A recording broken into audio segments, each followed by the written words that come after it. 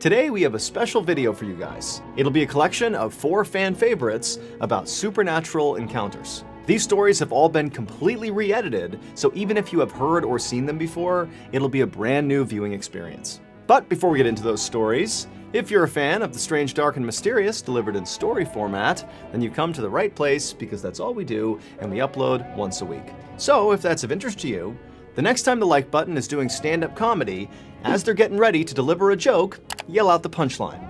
Also, please subscribe to our channel and turn on all notifications so you don't miss any of our weekly uploads. Okay, let's get into today's stories.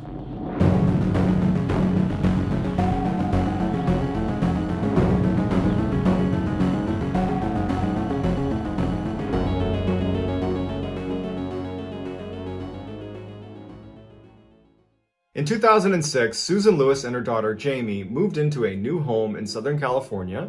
It was this nice little house that they referred to as their sanctuary. They loved it there. And shortly after moving in, Susan's new boyfriend, Matt, he moved in as well. Matt and Jamie got along great. Also, Matt had a daughter named Marie, who was the same age as Jamie. And so those two got along great. Susan and Matt are getting along great. One happy family living in this beautiful little home that they call their sanctuary. I mean, it's a charmed life. Everything would change when the peanut butter spilled.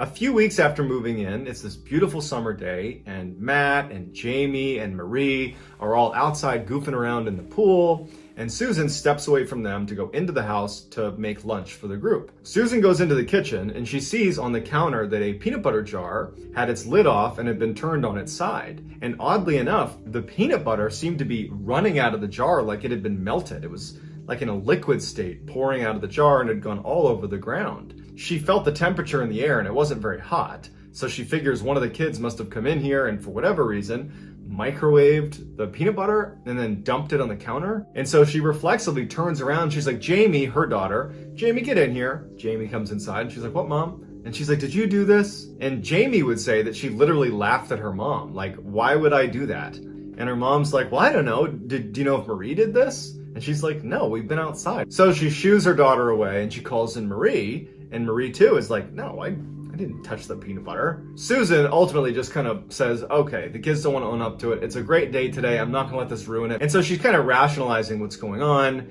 She's thinking, okay, one of the kids must have knocked it over without meaning to, and maybe it was warmer in here and I just didn't realize it and it melted. Any number of things could have been the reason for this, but I just don't care. After cleaning up the peanut butter, Susan leaves the house and they, all 4 of them, spend the rest of the day goofing around outside near the pool. When they come back in the house later that day, they find that there have been cans that you would keep in your pantry, like canned food, stacked on each of the steps leading upstairs. They also find that there have been random objects placed all over the house in strange patterns. In the bathroom, they find shampoo bottles stacked on top of one another, hairbrushes arranged in a star pattern on the counter. They open the microwave and find peanut butter jars and other random canned foods and stuffed animals from the kids' rooms in the microwave. The cleaning materials underneath the sink had been pulled out and arranged in a height line from shortest to tallest on the kitchen floor. Also, there were just strange liquids all over the walls. It looked like maybe ketchup or other sauces. They couldn't really tell what it was, but it was sprayed all over the house. There was shampoo on the walls and soap on the walls. And so when Susan and Matt and the girls go inside, they think that someone's invaded their house. So they run back out again. They're kind of looking around the property, wondering what they should do. And no one's come near their property. And they would have seen someone come to their property. So they start filming it. They go in and they film what's going on. That's why we have all these pictures. And they have no idea what to make of this. Matt believes it's Jamie, so not his biological daughter. Susan believes it's his daughter, Marie, and it starts this awful conflict between Matt and Susan. This would be the start of what would turn out to be a major fracture in this family, because it just continued to grow. You got to put yourself in their position. If you're Matt or Susan, you don't want this to be anything other than one of the kids did this. If it's not one of the kids, it means you had an intruder in your home. If it's not an intruder, then what caused it? They believe that the other child is doing this. They believed it so much that they did not see reason. But more than that, it would keep Matt and Susan from handling this the way I think anyone should have, which is get the police involved. They don't. So they start cleaning it up, and the house was really a mess. So it took quite a while to clean it up. And they ultimately just kind of moved on in that way that people who are in denial move on because you're in denial. That's what they were doing. So a week passes since finding their house in disarray with cans and jars all over the place and liquids on the walls. And Jamie and Marie are spending some time together in Jamie's room. Marie was sitting at a desk that was next to the bed, and Jamie had a cup of coffee. She puts the cup of coffee down on the desk next to Marie and says, I have to go use the bathroom. She turns around, she walks out, she comes back, and Marie has her head down in her homework. She's not apparently paying attention to anything around her. And Jamie walks in and sees that the cup of coffee that had been sitting on the desk has now been thrown all over her bed. And there's only been one person inside of the room, and that's been Marie. She's like, Marie, what are you doing? Why'd you throw my coffee all over the bed? And Marie pokes her head up and she's like, what are you talking about? And she looks over at the coffee and she's just as surprised as Jamie is. She's like, I didn't do that. Jamie doesn't believe Marie. She's mad at her because Jamie believed that Marie was the one responsible for placing the cans and everything all over the house. And so this was just another example of her trying to get attention or something like that. Jamie leaves the room to get some bleach. She comes back and she puts the bleach down on her dresser. She had all her drawers open with her clothes out. And she has this bottle of bleach sitting right at the top of this dresser. And so she goes over to the bed, picks up the cup itself that had the coffee. She puts that back on the table, turns around to get the bleach, and the cap has been turned off and it's now dumping bleach all over her clothes. It's just pouring out. Marie had been sitting in the chair the whole time, and Jamie had seen her the whole time. And so when she sees the bleach dumping all over her clothes, she knows it could not have been Marie. So she screams. Marie looks over. She sees what's going on. She screams. Susan hears this and comes charging in the room and she's like, what's going on? The girls can't describe what's going on. And as they're standing there, a picture frame falls off the wall. And it startles them all. They're looking over and then another picture falls. It's one thing to have one picture fall, but to have two fall in close succession to one another, that's not a coincidence. Susan sees the pictures fall. She hears her kids in hysterics and they run out of there. They get in the car and actually just leave the house because the girls just did not want to be there. This was a big moment in this story because to this point, Jamie, without saying anything, believed Marie was responsible for placing everything around the house and making a mess in the house. Marie felt the same way about Jamie. Again, they didn't say it to each other, but it's how they rationalized it. Susan was doing the same thing, but for both of the kids. She basically believed that either Marie or Jamie had placed the cans all over the house. Now, Susan is starting to believe that something else is going on in the house, and Marie and Jamie absolutely believe something is going on in the house. They actually suggested that we believe our house is haunted. At some point after driving around, Susan and Jamie and Marie go back to the house. Matt has been at work the whole time, so he's not there. When they get back to the house is once again covered in cans all up the stairs, placed in weird orientations on the ground, things in the microwave. The fridge has been opened, all the food's been dumped out. There's liquids all over the wall, and they hadn't been there, and neither had Matt. Now combine it with the fact that you just had this coffee and bleach incident and the picture's fallen off the wall. They're talking about the house being haunted. You can imagine what it was like to walk into that house and see it like that all over again when it could not have been Jamie or Marie or Susan. When Matt came home that night, he was just more convinced that it had to have been Marie or Jamie or even Susan, because Susan's acting like something's going on here, something paranormal's going on here, and he wasn't there. He didn't see the coffee and bleach incident. He didn't see the pictures falling off the wall. And now he sees his girlfriend kind of buying into this idea that it's some paranormal thing. He was a really intense skeptic and was just absolutely unwilling to see this as anything other than a bad prank that now his girlfriend is even getting in on. It causes a huge fight between him and Susan. He's like, why are you letting the kids doing this? Why are you feeding into this? She's saying, you don't get it. There's something wrong with this house. Practically at each other's throats, they pick the house up again. It takes forever. They put everything back. And by the end of it, it's like no one wants to talk to each other. The kids are fighting with each other. Susan and Matt practically hate each other. And that's how that night wraps up. That night, all the power went out in the house. And all they heard all night was doors banging nonstop. And their stove is set to light. So all you hear is that clicking sound. They couldn't get it to turn off. I mean, right in front of them. There's all this paranormal activity and they're recording it. And they have no idea what to do. Even though we view this story and say, come on guys. Either this is an elaborate hoax or you gotta go to the police. You gotta do something right here. You're doing it wrong. You're in denial. You're fighting with each other. You can't do that. You gotta do something about this. But now put yourself in their position. Their world has been completely turned upside down. Everything they believed and understood about the world is being questioned right now.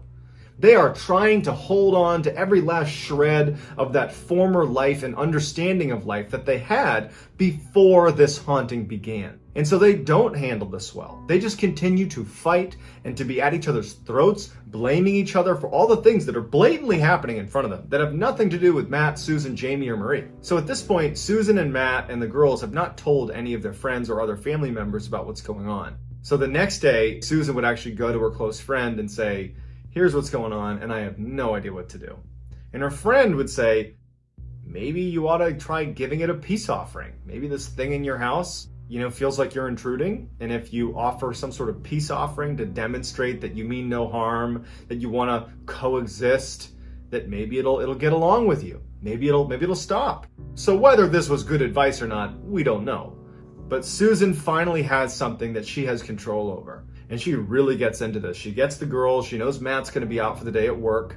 And she knows Matt would not be cool with doing this. He would not believe that offering a peace offering is going to do any good. It would just cause more fights. And so she saw this window of time to take the girls and do this peace offering. She had this little figurine. It was a cat figurine. Susan loved cats, and she figured that a cat represented something she loved. And so it would be the perfect kind of deliberate, intentional offering showing that she means no harm, they mean no harm. Let's kind of call a truce here. And she puts candles on this table, and she puts the cat right in the middle, and she doesn't know what to say or how to do it. And the girls are just sitting there like, what's happening here? And Susan just kind of says, please accept this gift. It's my gift to you. We mean no harm, and we want to coexist. And it just so happens that as they're performing this kind of ritual, Matt came home. He had not slept the night before. It had been a really bad night with the slamming of doors and all that craziness. And so he left work early. He called in sick, basically. And he comes into the house and literally sees Susan doing this kind of ritual with his daughter and his stepdaughter. And he immediately goes to like, absolutely not. We're not going to go to trying to interact with this thing. We're not going to act like it's real. It's not real. And so he goes over and he kind of picks up on what they're doing, that this cat figurine is at the center of attention. And, Susan and the girls are telling him, don't do anything, don't touch it. And he takes the figurine and he walks out to the back deck and he throws it onto their backyard. And Susan and the girls are crying because they're like, oh my gosh, you're gonna make this so much worse. Everybody's attention is towards the backyard. When they all turn around to look at the mantle, Matt thinking he had solved the problem, there is a figurine, an identical one of the cat that's sitting on the table again. They all gasp, they can't believe it. And it doesn't make any sense. They watched Matt throw the figurine. Matt doesn't care, picks it up and throws it on the ground and smashes it right then and there. And it's just this crazy sequence of events that when you hear the firsthand interviews with Susan, she can barely describe this moment because you're seeing something reappear and then Matt is destroying it. It's like a very deliberate, aggressive act towards this thing in the house, the very opposite of what it was meant to do. And Susan would say that she knew they were going to go through hell for that. That night, after everybody finally fell asleep, Jamie wakes up in the middle of the night and goes down into the kitchen to get a snack. When she goes in there, she sees written all over the walls, everywhere, is the word cat. Everywhere. And she immediately runs upstairs. She gets her mom, she gets Matt and Marie. Everybody sees that there's this word cat written everywhere. Matt looks at Jamie and says, you're the one that found this. You did this. Susan comes to defend Jamie and says, you're the one, Matt, that smashed the cat figurine. There's no wonder this is happening. And so this horrible fight happens where they aren't seeing what's actually going on. They're just seeing red and fighting with each other. Meanwhile, they're blatantly being haunted. In addition to cat being written everywhere, the house had been completely ransacked. I mean, everything's been dumped out of drawers. Everywhere that you could make a mess, there had been a mess made. And no one woke up to it. They were all in bed. No one woke up to this much of a mess. It didn't make any sense. They start cleaning up this horrible mess. And as they move some things aside in the kitchen, they find what looks to be a huge footprint. It is not Matt's footprint. It's certainly not one of the girls' footprints. It's easy for us to say, well, why didn't you go to the police? But you got to remember that when you're in real crisis mode, your brain will tell you that everything is fine. It will be in complete denial of things that are right in front of you because it's a coping mechanism. And so they did nothing and just let it continue. Susan desperately wanted to leave the house, but she couldn't do it financially. They couldn't leave the house. They couldn't afford to, so they're trapped. At this point, the kids are getting very withdrawn. They don't want to be in the house, so Marie would end up staying in her room all day. Jamie would do the same thing. Matt and Susan weren't talking. There was just nothing being done to correct the situation, and everybody was so upset and angry with each other. It was just a worst case scenario. So in the last couple of weeks that they ever stayed at this house, because they would leave, two major events occurred. The first one happened when Marie was home alone. She was only going to be there for a couple hours by herself, and even though Susan and Matt did not want to leave her alone, they didn't have another choice, and Jamie wasn't there. So Marie's going to be home alone, and it's nighttime. So this is like straight out of a horror movie. She's sitting in the living room watching TV, and at some point the TV starts turning off and on. So off on, off on, off on, and she knows, because she's been in this house now and seen the craziness, that something bad's about to happen.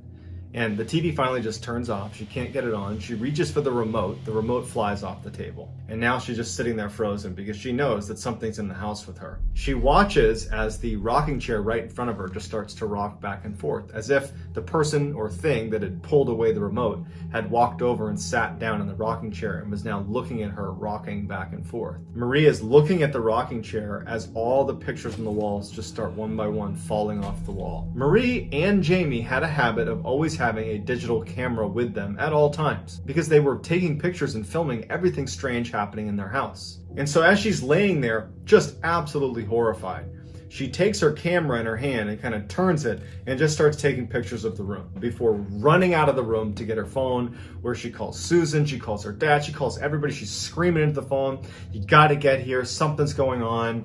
And Susan flies home, Jamie flies home, they rush inside and they grab her, and she's unhurt, but the house has once again been tossed.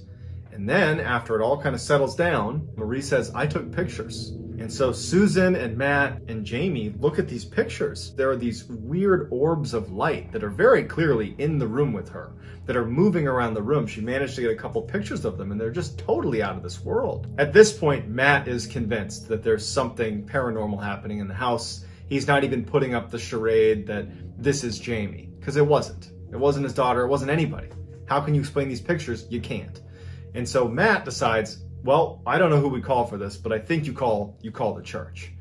And so he tried calling a bunch of priests and pastors and tried to get anybody to come over. And the best he could do was get a pastor to come over and pray with them before leaving and saying, "We can't help you." And so they were totally on their own, and they can't afford to leave. They know something horrible is happening here, and they're just trapped.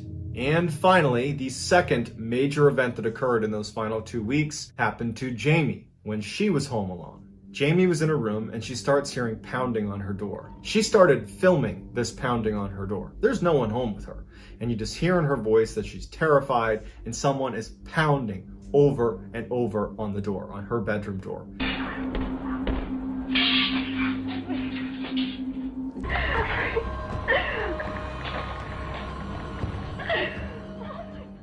And at some point she knows she has to go into the hall. And so she goes over to the door. She's building the strength to reach down and open the door. And as soon as her hand would go near the doorknob, the pounding on the other side of the door would stop. Like it knew she was about to come out into the hall. And so she didn't open the door, and she went back onto her bed and she just sat there in the fetal position for 3 hours, listening to something smashing nonstop into the door. At some point, the banging stops. And after a few minutes of the banging being done, she thinks this is her chance to escape the house. She opens the door and there's no one there.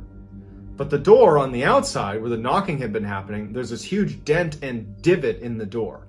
And the door handle on the outside, from the hallway side, has been bent downward. On the ground in the hall is a pile of utensils, pots, pans, silverware, knives. This thing had been using tools to try to open the door. Next door to her room was a bathroom, and the bathroom door did not have a doorknob on it. You basically just pushed it shut. But there was a space for a doorknob that you could actually look through. They just hadn't put it on there yet. And she noticed in the bathroom that the light was flickering. And she thought, I think it's in there. And she decides she's gonna try to trap this thing. So she goes to her desk where she had some string. She goes back over and loops the string through this hole in the door and leans back and pulls the door shut, thinking she's trapped this thing inside. As soon as she does, she starts feeling resistance on the door. Someone is pulling back. And at some point, the string gets cut and she falls back into her room. At which point, the bathroom door swings open and she says, "I'm about to come face to face with something out of my nightmares." But before she could see this thing come out of the bathroom, her bedroom door slams shut and she hears the rustling of pans and tools and metal clinking against each other right outside her door. She knows this thing is interacting with all those tools and pots and pans right on the other side of her door. It's this horrifying thought. And after just a moment or two, she sees smoke coming into her bedroom. And so she immediately runs to the door to try to open it. And when she does, she sees that now there is a frying pan sitting in the hall that has a toilet paper roll completely on fire. And that there's been toilet paper strewn all over the hallway. Like this is a wick and it's gonna light the hallway on fire. She grabs a sweatshirt and she smothers the fire. At this point, she's in full survival mode. She knows she has to get out of this house. It's trying to kill her. And so she walks down this hall, pulling aside all of the toilet paper, getting ready to come face to face with this horrible thing. She goes into the living room. The whole thing has been covered in toilet paper, paper towels. Papers have been strewn everywhere. This thing was trying to light the house on fire with her trapped inside. And so she manages to make her way through this maze of toilet paper. She sees there's no other fire set, and she goes outside defeated and just sits on the front steps of her house, waiting for her mom to come back. Susan, Matt, and Marie were all together, so they came back and they saw Jamie sitting on the front steps just crying. They go inside, they see the scene. Jamie explains what happens, and that was it. They knew they were gonna have to go bankrupt to leave the house. They did not have the money to leave, but they had to leave. And so they barely packed up and they left that house. It didn't sell. Susan literally went bankrupt, and soon after they left the neighborhood, their neighbors left the neighborhood, and 5 other neighbors in their immediate vicinity all left. All of the houses did not sell. They are all vacant. No one knows why. Susan, Jamie, Matt, and Marie, since leaving that neighborhood, even though they were ruined financially, they were very happy to get out of there. They've had no other paranormal activity since they left, and they're just glad they got out of there with their lives. Just a reminder, my very first book, MrBallen Presents Strange, Dark, and Mysterious, The Graphic Stories, is out right now and shipping worldwide. You can find it wherever books or audiobooks are sold. This book is truly a brand new experience for anybody who's a fan of the strange, dark, and mysterious. We've never had a book before, so this is a big deal. It's a collection of 9 stories. Some are new, some are old, but they're all awesome. The artwork is incredible. The storytelling is just superb. So if you have not purchased your copy yet, or you haven't bought it for one of your friends yet, come on, go to book.ballenstudios.com or go to wherever books are sold and get a copy today. Again, that is book.ballenstudios.com or go to wherever books or audiobooks are sold to get your copy of our first book today.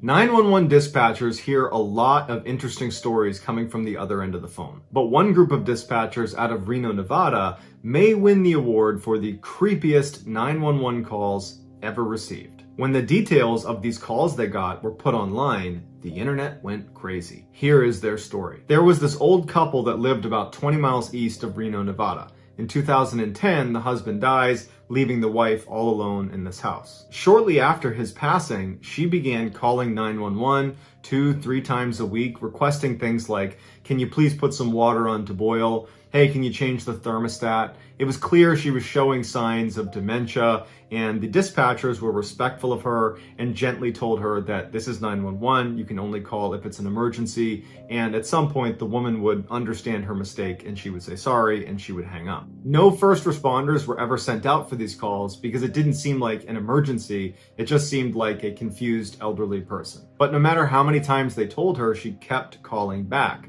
And eventually her calls took a turn. Instead of calling 911 to ask for help with mundane tasks around the house, she would call 911 believing she was talking directly to her deceased husband, John. The dispatcher would pick up and the woman would say, "John, where are you? John, John." By this time, the dispatchers had gotten so many calls from this woman, they would recognize her address coming through and they knew what to expect. They would answer the phone, they'd be respectful, and they would tell her, like they always did, this is 911. You can't call here. You need to talk to your family. And again, they did not send a responding unit out to her because it just seemed like she was confused, not in any danger. But one day when she called, she sounded frantic and scared. John, please come home. Help me, I need help. John, come home. This time, they would send first responders out to the woman's house. When the responding unit arrives at her house just minutes after she had placed the 911 call, they go to the door and they're knocking and they're yelling for her, and she's not coming to the door, and it's all quiet in the house.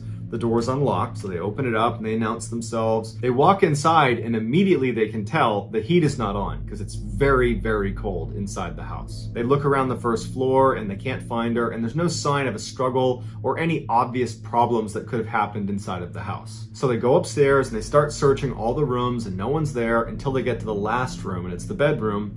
They go inside and there's an older woman who's lying on the bed, and she's clearly deceased and has been for several hours because rigor mortis had already set in. The police are able to confirm that the woman who's lying on the bed is the same woman who owns the house and lives there. And at this point, they call back to dispatch and they tell them, hey, you know, the woman that you claim made this 911 call, well, it can't have been her, because based on rigor mortis, she was dead at the time that 911 call was made. But the dispatchers are like, no way. We know what she sounds like. We speak to her multiple times a week. We have a whole protocol built when we see her address come across because we speak to her so often. That 911 call that you got that led you to that house where she was, that call was made by her. What they ultimately decide is the reason for this discrepancy is she didn't have rigor mortis. She was just stiff because it was really cold inside of her house, and that she had died in those couple of minutes between leaving the 911 call and when officers arrived. But in the back of everybody's minds, they're a little freaked out. A few days go by and another call is placed to 911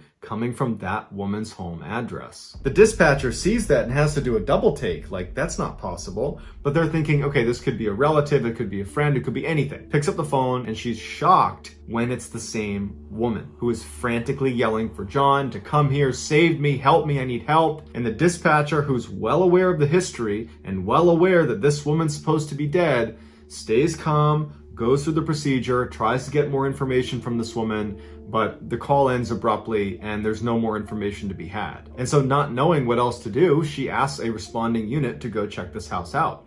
The responding unit goes over to the property, they knock on the door, no one's inside, the door is actually still open, they go in, the house is empty, there's no one there, there's no one that could have made that call. At this point, dispatch is like, okay, this has got to be a prank. But the next day, same thing happens. Here comes a call from the dead woman's house. They pick it up and it's this distraught woman yelling for help. I need my husband. And the dispatcher is trying to get more information, but they can't. And then the line cuts out. Once again, they have to send responders to this location because this woman has called 911 and is saying that she needs help. And once again, the officers get to the house and it's vacant. Just like when she was alive, these calls would persist multiple times a week. They continued even after her house was broken into and burned to the ground. There's not even a house anymore, and there are still calls coming through from that address to 911. Finally, the police get in touch with the phone company and they explain the situation, and the phone company looks at their records and they say, actually, her phone line was disconnected almost immediately after she was deceased. But they tell police there's a chance that it might not have been disconnected properly at the site, and that could be a reason why it's still working. So they send a lineman to go check out the actual property to confirm her lines were disconnected properly and that no wires were getting crossed, and he said all of it checked out. Everything has been detached this whole time. The phone company thought perhaps there was a digital recording of her that got trapped in their system and was randomly bouncing to their call center. But the dispatchers would say, you know, it doesn't sound like a recording that's playing the same every single time. It's always the same message. She's yelling for her husband to come save her. But the way she sounds is always different. It's a unique phone call every single time. So because there wasn't a definitive explanation for why this was happening, they had to treat each call like it was serious. And so multiple times a week for a year, they received these ghost calls and had to send out responding officers to check on her, even though the house was gone and there was nothing there and there was never anyone there. It was just a vacant lot. And then finally, a year after this woman has died, the calls just abruptly stopped. And the police did not launch an investigation into what it was, because the reality is police need to prioritize things that are threats to people or places. And this really wasn't either of those things. It was just really bizarre. And so the official explanation for how a dead woman could be calling 911 from a non-existent phone line in a non-existent house for a year is, we don't know.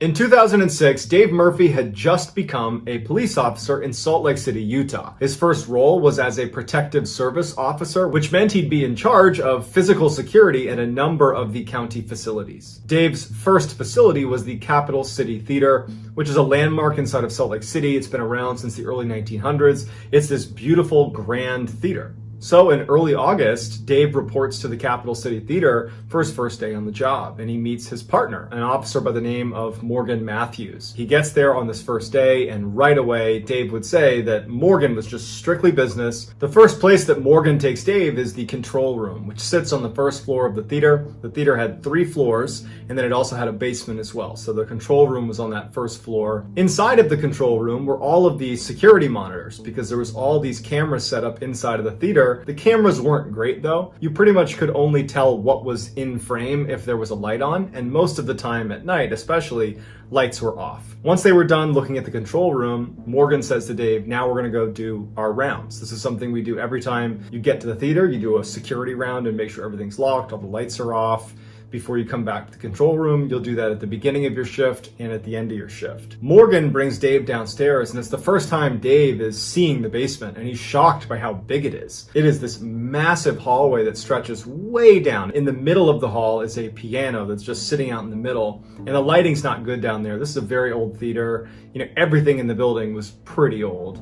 And Dave remembers thinking that he was immediately creeped out by this scene, this long hallway with all these doors and this piano right in the middle of the hallway. And he's thinking to himself, I don't want to spend much time down here. This is so creepy. But they go down the hall, they check all the doors, they make their way up to the main floor, the second floor, the third floor, everything gets checked. And so after they do this security round, Dave and Morgan go back to the control room, and Dave is anticipating getting to know Morgan a little bit. This is their first night. They're going to be working together a lot. And Dave would say that Morgan just seemed really cold and just did not want to talk to Dave very much. And as soon as their shift was almost over, Morgan was very eager to just knock out the security rounds and just get out of that building. At the end of that night, Dave remembers thinking that there's just something off about Morgan's behavior. It seemed like Morgan really didn't like being in the theater. And it would turn out that he was onto something, because Morgan didn't like being in that building. But it would take him a while to share with Dave why. Over the next couple of days, Morgan and Dave would do their security rounds together, because Dave's in training, Morgan's teaching him. But on August 9th, which is 2 days after Dave's first day on the job, Morgan was confident that Dave knew how to secure the whole building. And so at the end of the night, he tells Dave, why don't you do the security rounds yourself? Dave feels very confident that he knows how to do it. He goes down into the basement, makes sure all the doors are shut and locked, that the lights are off, finishes the basement, goes up to the first floor where the control room is and checks all the rooms on that floor. He goes into the main auditorium space. He's checking all the different nooks and crannies to make sure there's nobody hiding in there. He goes up to the second floor. He checks all the different rooms up there and the balcony, makes his way up to the third floor where there's all the offices of staff that work at the theater. At the end of the search, the last room he would check was the rehearsal room. And it was the only room where there was no door to it. So you'd poke your head in, kind of look around, make sure no one was in there, and then you would leave, and that's the end of your check. So Dave gets to the rehearsal room, he flips the light on, and he looks inside, doesn't see anybody, is satisfied that no one's in there, turns the light off, and as he's about to turn back into the hallway, he hears a door slam with tremendous force right across the hallway from where he was, and it was the bathroom door. And his first reaction is someone just ran out of the bathroom. Someone who had snuck into the building must have run out of the bathroom, and they're making a break for it to get out of the theater before I catch them. And so he instinctively picks up his radio and he calls to Morgan and says, someone's on the third floor. But when Morgan looks at the camera, he doesn't see anybody. At this point, Dave's drawn his weapon, and he's looking down the hall, he doesn't see anybody. And as he's waiting for Morgan to come upstairs to back him up so they can go look for this person that's just ran down the hall, he realizes 2 things. One, just because he heard the door slam doesn't mean they left and slammed it. They could be in the bathroom. And so he's thinking to himself, someone could be in the bathroom right now. Maybe that's why we didn't see him on the camera. And then the second thing he thought of is that door, the bathroom door, can't slam. It's got this huge hydraulic hinge to it.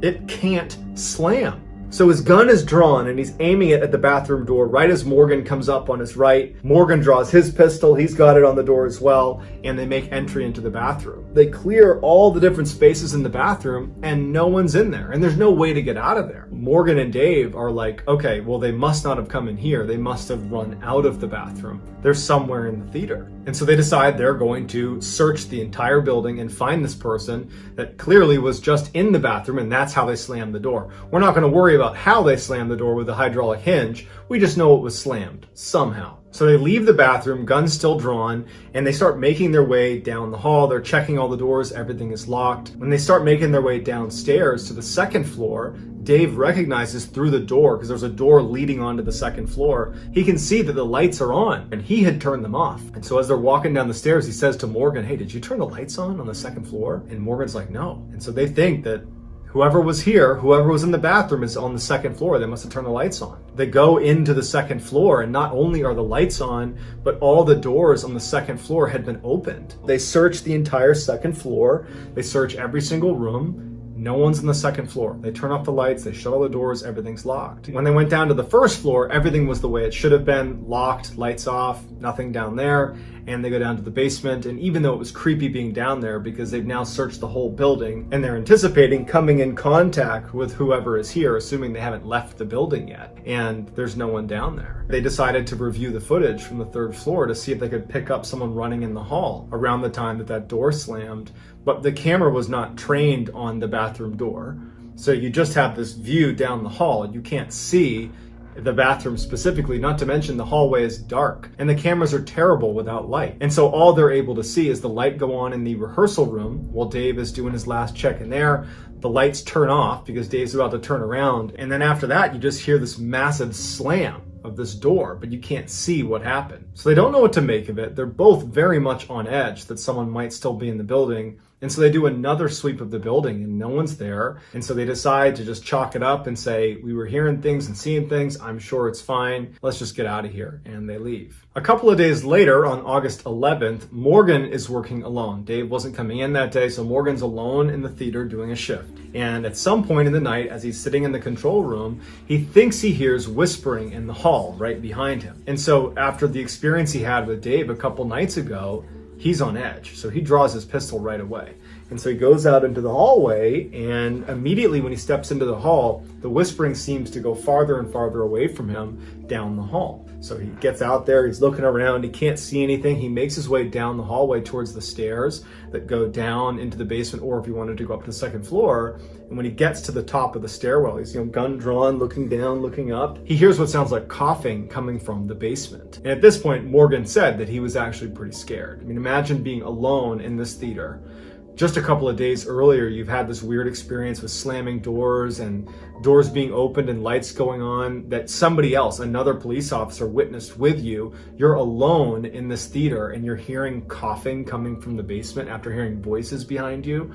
That's pretty terrifying. So he very slowly starts going down the stairwell. He's getting ready to clear the corner, and just as he does, the coughing stops. He turns the lights on and he looks down the hall and there's nothing there. He starts making his way down the hall. He's checking every door, making sure it's locked, making sure that everything is secure. And he gets all the way down the hall. And as he's almost done checking the basement, he smells smoke and it's coming from a door right next to him. And so he unlocks that door and he goes in, and there's no fire, but all he can smell is smoke. So he turns the light on. He's looking around. There's no fire. He's convinced that somewhere down in the basement there's a fire. He goes to every single room and he keeps checking and there's nothing. And then at some point the smoke smell dissipates. He checks every space in the theater to look for a fire, and there's no fire. He's wondering if he should call the fire department, but he's thinking, what would I tell them? There's no fire. And so he ultimately, after checking 3-4 times and being very confident there wasn't a fire, he just says, okay, no fire. I guess I was just smelling things. A few weeks later, on September 4th, Dave has just arrived at the theater. He's there a little bit early. Their shift started at 5 p.m. He was there at about 4:30. And when he walked into the building, he sees that there are 3 staff members sitting at the front desk talking to each other. And as he walks past, one of them is talking about ghosts inside of the theater. And it immediately piques his interest. And so he walked over to the guy talking about ghosts and he introduced himself. And it turned out that this guy was a man named Blair Fuller, who was a senior accountant at the theater. And so Dave asked Blair, what are you talking about with ghosts in the theater? Because I provide physical security here and I've seen some strange things here. I'd just love to hear what you have to say about it. So they head up to the 3rd floor where Blair's office was, and they sit down, and Blair says, okay, I got a doozy for you. This happened to me a couple years ago. I was actually in this office. It was about 10 o'clock at night. I was doing some work and I heard the elevator kick on. Now, the elevator was right outside of his office, and anytime it was on, the engine was really loud. It was really obvious if the elevator was moving around. And so he's doing his accounting work and he hears that engine kick on. He doesn't think much of it, but then it clicks that he's the only one in the building. And so he kind of looks out the glass window of his office. He had a closed door office with 2 windows looking out into the foyer where there's this elevator. And he looks out and he can see that the little lights above the elevator showing what floor it's on have lit up and it's going up. So the elevator was in the basement and now it's on the 1st floor, the 2nd floor, 3rd floor. The door's open and there's no one there. And at this point, Blair says that he wasn't concerned. He figured, okay, maybe there's some maintenance, maybe it's scheduled to do that, who knows. But after a little while, the alarm goes off in the elevator to signify that something is obstructing the door from shutting. And he's looking out the window and he hears this alarm, this like ringing sound going off, but the door isn't shutting. And he's like, there's nothing obstructing the door, why isn't it shutting? And so he leaves his office and he kind of walks over to the elevator and he walks into the elevator. And he said immediately he felt this massive drop in temperature inside of the elevator. And as he's standing there, he turns around. Now he's looking back towards his office inside of the elevator. The doors start to shut. And for whatever reason, he said, I didn't get off. I just decided I'm gonna ride this elevator. The basement button lights up as if someone had pressed basement, and they start going down. And he's sitting there thinking, what in the world is going on? It was just on an alarm because the door wasn't shutting. And then miraculously, when I go inside of it, it suddenly works again and it's going to the basement. So he goes to the basement, the door opens, there's no one there. He steps out and Blair says that it took all of his courage to yell out, hey, is anyone down here? And as soon as he did and he didn't hear a response, he said he didn't want to make any more sound. The elevator sat in the middle of the hall in the basement. It's that huge hall with that piano sitting right in the middle. The lights are off. And he pokes his head down one way. There's nothing down there. He sees the piano barely from the light of the elevator. And he looks down the other way. There's no one there. And at this point, he's just so spooked. He just gets back in the elevator and he hits floor 3, floor 3, floor 3. And he's hitting like door closed, door closed, door closed. The door closes and he goes back up to his office. He goes into his office and he shuts the door and he sits down and he's thinking like, what was that? Why did that just happen? I got to find out if they're running maintenance or something. And as he's sitting in his chair thinking about this strange experience, he hears what sounds like banging sounds coming from outside of his office in that foyer near the elevator. He just goes to his door and he opens it up and he pokes his head into the foyer and he looks to the side and there's this big filing cabinet and all of the cabinets are out. They've all been pulled out. He certainly didn't do this. And it was as if someone was one by one pushing each of them shut, these big heavy cabinets. And he's watching as one by one these things are slamming shut. One by one until the whole thing is shut. And so he goes over and he's like trying to disprove what he just saw, that he can open up a drawer and that it will shut on its own. But none of them shut on their own. You have to shut it. Something has to shut it for it to shut. And so he packed up for the day and left and did not work another night shift at the theater. Later that night, Dave would share Blair's story with Morgan. He wasn't really sure how Morgan was going to react, but Morgan actually would open up and he would say, you know, before you started working here, I always felt like I was being watched when I was here. And then we had that experience, obviously, where the lights are coming on and you heard that banging from that bathroom door. And then just a few days ago, I heard voices coming from the hall and I heard someone coughing in the basement and I smelled smoke and there was no one there. And so they start going back and forth, exchanging stories of just how uncomfortable this place made them feel. And so they're wondering what they should do about this. And Dave has this idea. He's like, my best friend, I'll invite him to come over here one night and we'll tell him that we're giving him a tour of the building and we'll just see what he says. We'll see if he reacts to anything here. Who knows? You know, maybe something strange will happen and then we'll have another person validate it. Morgan thinks that's a good idea. And so Dave reaches out to his best friend, Greg. Greg would say that he was a little bit surprised to be getting this offer to come take a tour of the theater, But he was interested, and since Dave was asking, he figured he would oblige him. And so Greg agrees to come to the theater and take a tour. So the next day, Dave and Morgan are at the theater and Greg shows up. And so they start this tour, they go in the main auditorium, they're looking around, and they make their way into the basement. Morgan turns on the light. And Morgan and Dave instantly see a little ways down the hall on the left, one of the doors has been opened. And so Dave and Morgan push Greg out of the way. They draw their pistols and they're aimed at the open door. And so Greg just stays behind them as Morgan and Dave make their way down to this open door. And when they get right outside the door and they're about to push it open to go inside, the door slams shut right in front of Greg and Dave and Morgan. And they all are looking at each other like, what's going on? But before they can do anything, the door handle starts rattling really aggressively. After the rattling stops, Dave and Morgan look at each other and they nod their head like, we gotta go in there. Greg is scared about being out in the hall alone, and so he just follows them in. And so the three of them go into this room.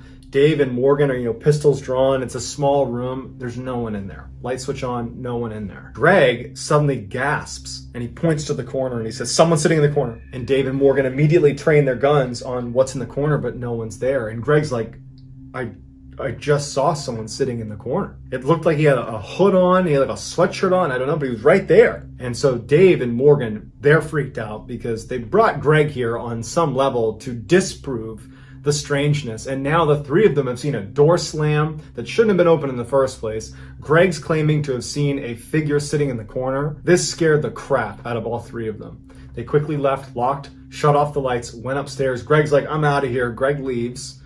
And Dave and Morgan are like, now what? So at this point, all the strangeness that was happening in the theater was getting reported, but it was being reported in a way that Dave and Morgan didn't seem like they were referencing something haunted, but rather someone was breaking in. Ultimately, the county installed new cameras inside of the theater. These updated cameras had infrared technology, which allowed them to see better when the lights were off. They were hoping that this would allow them to catch whoever was breaking in practically every time Dave and Morgan are on shift. So on the day that it was installed, September 15th, Morgan is working there alone. And he's sitting in the control room looking at the different cameras, and he's kind of playing around with the different screens and seeing what each of the cameras can do. And at some point, something catches his eye in one of the screens. In the main auditorium, it appeared like someone might be sitting in one of the seats, but the camera was zoomed back enough that he couldn't get a clear picture, and he didn't know what was normal in any of these cameras because this is the first time he's looking at any of these screens. And so he's looking at the camera really closely, and he thinks he sees someone, he can't really tell,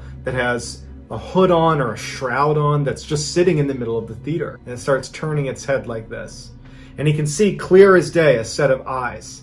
And before Morgan has a chance to do it, it just starts raising into the ceiling and disappears. Morgan didn't even check to see what it was. He was done. He literally quit that day. That was his last day at the theater. A couple of weeks after Morgan has quit and Dave is working alone at the theater, he's in the control room, and all of a sudden he hears a piano playing.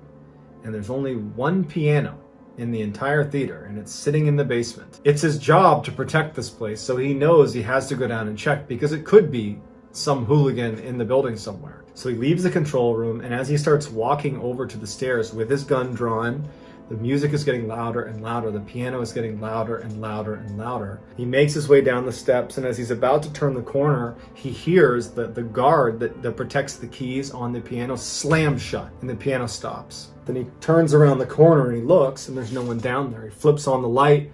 No one's in the hall. He knows he's not going to find anyone down here. It's this entity that's causing all this mayhem inside of the theater. Dave's seen enough. He's done. He's done with this theater, and he goes right back upstairs. He goes in the control room, locks it, stays there till the end of his shift, and then he is out. And the next day, he goes to his sergeant and he says, you can't ever put me back inside that theater or I will quit. And so sure enough, he was transferred. Over the next 2 months, they didn't have anyone who could do full-time security at the theater. So different random officers would be there for a couple hours, a couple of days a week until November 26th. They found another officer, a veteran police officer named Josh Thomas, who was going to be working at the theater full time. On November 26th, the first night that Josh Thomas was going to be there, he didn't have anyone to turn over with, so he was just alone at the theater. And it just so happens that Dave is in a patrol car near the theater. When at some point in the night, Josh comes over the radio and says, hey, I need backup right now. Someone has broken into the theater. Dave knows that it's probably not someone breaking in. He knows what's going on inside that theater. He was the closest to it. And even though he did not want to go, he felt like it was his responsibility to go to that theater and be Josh's backup. And if it was what Dave thought it would be, this entity in the theater, that he would be able to explain to him what he had seen before he ultimately decided never to go back. And when Dave gets to the theater, there's this back door that they would go into, and he sees Josh is standing just outside the theater. And Dave would say that Josh's eyes were, like saucers. He looked terrified. And so Dave has an inkling of what's going on, and he goes over to Josh and he's like, what's going on? Is someone still in there? He said that he had been doing security rounds, and he had heard what sounded like voices when he was in the basement, and he didn't think much of it. He checked all the rooms, everything was shut. And when he made his way up to the 3rd floor, he saw that the elevator had kicked on. It was in the basement, and suddenly the light was on and it was whirring up to the 3rd floor. And when the elevator opened up, there was no one there. And he's standing there looking at it, and he looks inside, there's no one there, and then the alarm goes off. That's when he called in for backup. Dave says, look, let's just go search the building, we'll do it together. They clear the whole theater, no one's there. And before Dave leaves, they go into the main auditorium where the stage is, and they're just standing on the stage chatting with each other. And Dave, his back is to where the audience would be. And Josh is facing Dave, facing towards the seats. Josh just suddenly stopped. Mid-sentence, he's just frozen and looking just beyond Dave's shoulder. And Dave goes, what? And Josh goes, there's something behind you. Dave slowly turns around, and as soon as he does, he can tell immediately what Josh is looking at. Standing in the very back of the theater away from them is a man standing in the corner with its hands by its sides. Its back is to them, and it's looking down with a hood over its head. Dave turns his whole body around to look at this thing right as this thing turns around real quick and looks directly at them. It has these deep, dark, sunken eyes, and its face looks like it had been very badly burned, like it was black and charred. And it's looking at them before it just turns and runs out the back of the theater. Josh believed that that was an intruder. Dave was fairly certain that that was just another example of this entity that haunts the theater. But they would search the building and they could never find that cloaked figure again. And that was when Dave sat Josh down in the control room and he filled him in on why Morgan had quit and why he ultimately had quit. And he also told him the story from Blair. So Josh is like, great, I'm glad I work here now. This was the last time that Dave would go to the theater. But Dave would do some additional digging on the history of the theater. It would turn out that in the 40s, there was this horrible fire, and a man had been trapped in the basement when the fire had erupted, and he had died inside of the theater. And so Dave would share this information with Morgan and with Josh, and the three of them all believed that what they were witnessing was the ghost of that man who died in that fire.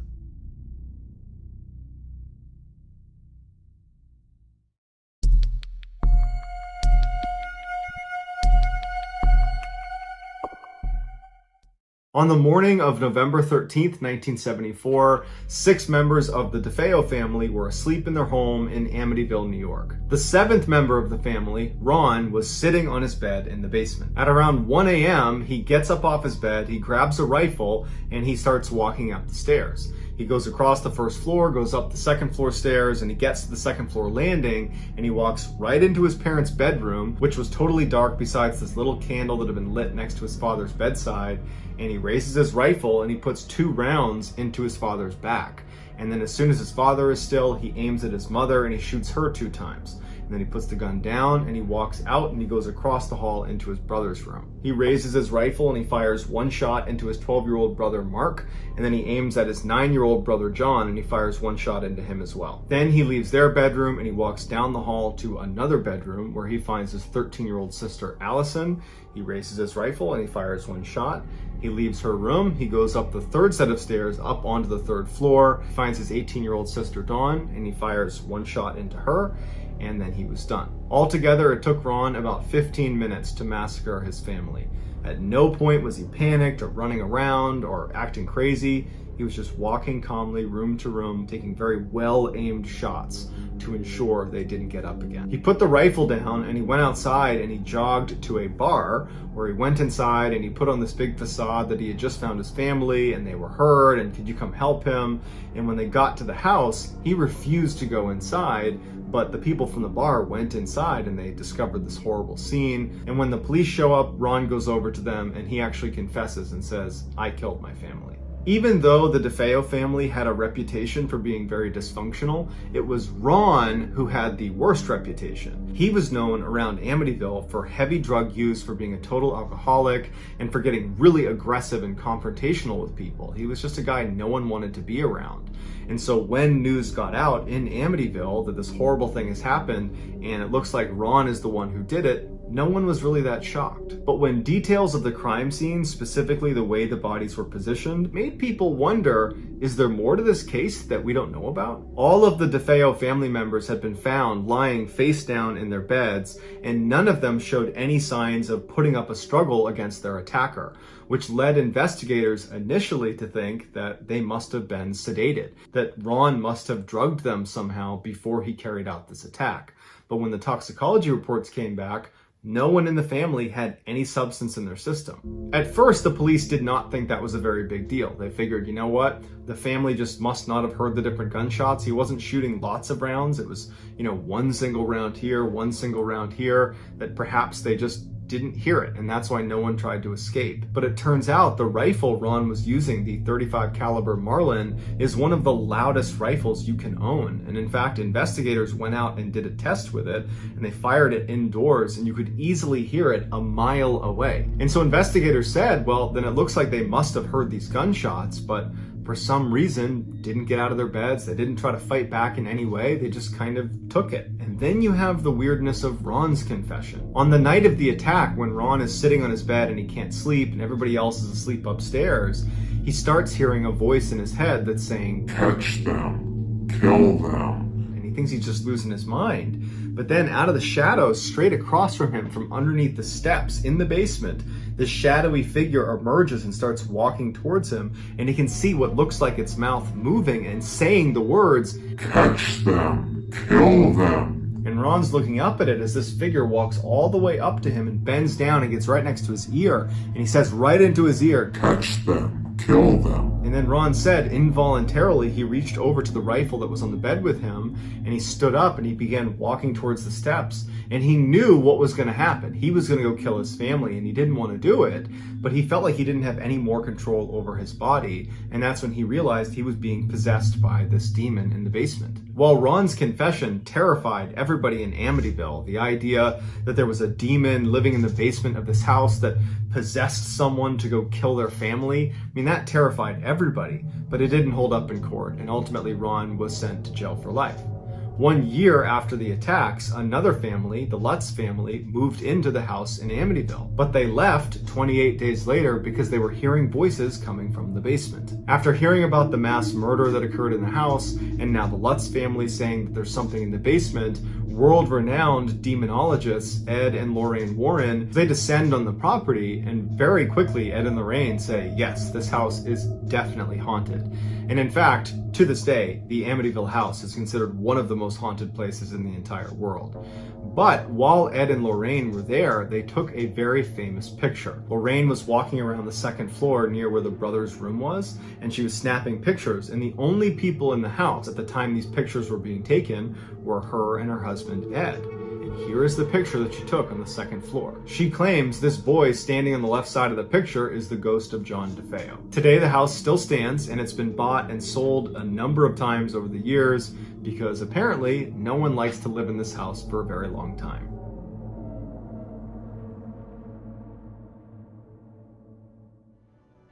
And now, a clip from the newest episode of Wartime Stories. Enjoy. Welcome to the smoke pit. In the military, the smoke pit is simply any odd place that service members will gather to have a smoke, a drink with their buddies, or just hang around to swap stories. And sometimes these stories are about experiences that the individual sharing doesn't really expect anyone to believe, possibly because even they themselves have a hard time believing it or making sense of it, or otherwise because, well, nobody likes to be laughed at or thought to be crazy. But since they feel the need to get it off their chest, the smoke pit is where these kinds of stories often circulate. In this episode, we are going to cover a number of encounters and other ghostly stories as told by the men and women who experience them, some of them being service members, others being from their spouses. As I've noticed from my reading of many similar types of ghostly stories, one of the most common themes with regard to haunted buildings and other places is that these often seem to be places where something terrible happened, an unnatural taking of life, whether by the person's own hand or by murder. As such, if you are sensitive to that kind of thing, be aware that some of these stories may be difficult to listen to, especially as one of the final accounts is believed to be connected to the tragic murder of 2 young children. These are stories of hauntings where, with no one else to turn to, these men and women had to call the base chaplain. So that's going to do it. If you want more strange, dark, and mysterious content, remember we have a whole slew of podcasts under the Ballen Studios umbrella. They are the MrBallen podcast, MrBallen's Medical Mysteries, Run Fool, Bedtime Stories, and Wartime Stories. All of them are free. There are loads of episodes, and they are all of the strange, dark, and mysterious variety. All you have to do is go to any podcast platform, look up Ballen Studios, and boom, there are all of our podcasts for you to go binge. Thank you very much. Until next time, see ya. Today's story is about a police officer in Argentina who encounters something totally inexplicable by the side of the road. Some have called this story one of the most credible paranormal stories that exists.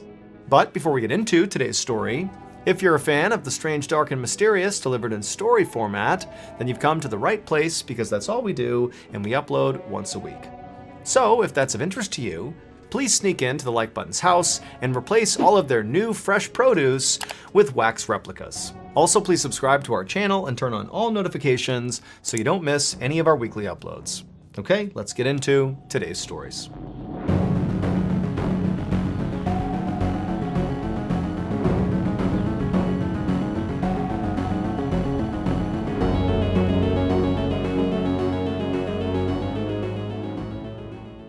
On the night of March 2nd, 2006, a 28-year-old police corporal named Sergio Pucheta rode his motorcycle down a dirt road in rural Argentina. It was pitch black out with no streetlights, and on either side of the road were mostly open fields, interspersed with patches of forest, and there were mountains rising up in the background. There was nobody around him for miles. This was an area called La Pampa, and it was famous for its beautiful landscapes and cowboy culture. Sergio was out here patrolling for poachers, who came out here at night to trap or kill the wild cats, monkeys, and birds that often sold for lots of money on the black market. It had been a quiet night so far, but Sergio knew from experience that the later it got, the more likely it would be that he would catch someone doing something illegal. At around 10 p.m., Sergio was riding down the road towards a crossroads that locals called El Cruce de las Cañas, and up ahead he saw the red taillights of a car. And at first, it seemed like this car was coming to a stop, but then it turned off the road and drove into this nearby cluster of low trees and thick vegetation about the size of a football field, and then these taillights disappeared. Sergio felt his heart start to beat a bit faster because he knew this had to be a poacher. Maybe, he thought, this poacher had seen him and realized he could be a cop and so was driving off the road and basically trying to hide from Sergio. Sergio sped up on his motorcycle, and when he reached the spot where this car had left the road, he pulled over and he parked. Sergio climbed off his bike and then radioed into headquarters his location and asked for backup. Then he unholstered his gun. He knew this far out, it was going to take backup a long time to get here, and Sergio had no intentions of letting these poachers get away. Sergio had a flashlight, but he didn't bother to take it out because he didn't want to give away his position. But in the darkness, Sergio was having a really hard time finding where in this vegetation the car had gone. There were no broken branches or crushed bushes. I mean, the entire vegetation looked completely uniform and intact. And so Sergio, with his gun drawn in front of him, began pacing along the shoulder of this road, looking for tire tracks on the ground.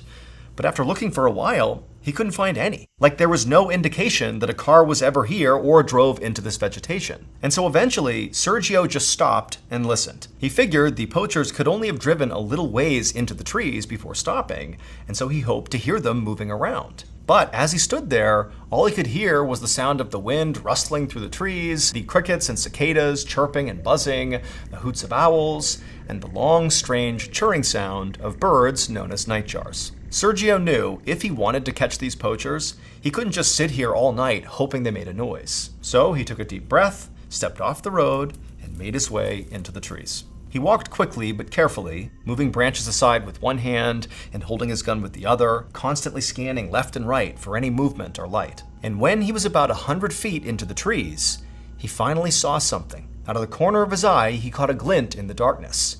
And for a second, it almost looked like moonlight reflecting off of something metal.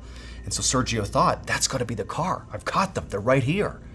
But when Sergio turned to face them, he immediately realized there was no car. What he saw was so jarring, so terrifying that for a second, he just stood there frozen to the spot. And as he did, the sounds in the forest began to amplify all around him, and he felt this panic building inside of his chest. He wanted to scream, but when he opened his mouth, no sound came out. A few minutes later, an off-duty police officer who was friendly with Sergio was heading to bed in his home when his phone rang. He looked at the screen and saw it was Sergio calling him, so he opened his phone and said hello. But Sergio didn't say hello back. Instead, in a voice that was unusually cold and monotone, Sergio just said, "Come to Las Cañas. You know what to do." And before this other officer could ask Sergio what he meant, what's going on here, the line just went dead. The officer tried to call Sergio back, but Sergio didn't answer. The officer really had no idea what was going on here. This was exceptionally odd behavior by Sergio. And so this officer felt compelled to call it into headquarters just in case. But when this officer got the dispatcher on the phone, the dispatcher told him they actually already had backup on their way to Sergio right now. And the dispatcher told him that they were actually pretty worried about Sergio too. Because after Sergio's first radio call had come in, where he gave his location and asked for backup, they had lost contact with him. Every time they had tried to call him back, he wasn't answering. Meanwhile, the backup, 3 police cars full of officers, sped past cornfields into the remote area that contained Las Cañas, where Sergio had last been. And when they got to the actual spot on the road where Sergio had said he was, like his actual location, they found his motorcycle, but Sergio was nowhere to be found, and nobody else was there either. It was just this motorcycle. And so the 3 cars pulled over near the motorcycle, and the officers got out. One of the officers tried again to hail Sergio on the radio, but again they were met with silence. And so they all fanned out with their flashlights and began searching this road up and down, looking for any sign of Sergio. And after a minute or two, one of the officers spotted this cluster of metal in the sand by the side of the road. Now, this officer did not immediately connect whatever this metal was with whatever happened to Sergio. They just walked over to see what it was. But when he actually reached it and shone his light directly on it, he gasped and called out to the other officers, "Over here!"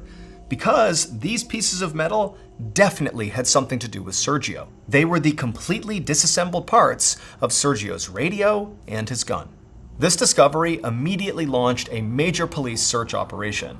More backup poured into Las Cañas, and officers teamed up and continued to search the area. And pretty quickly, officers found what looked like Sergio's footprints heading away from the road and into the cluster of trees. So the officers began to follow them.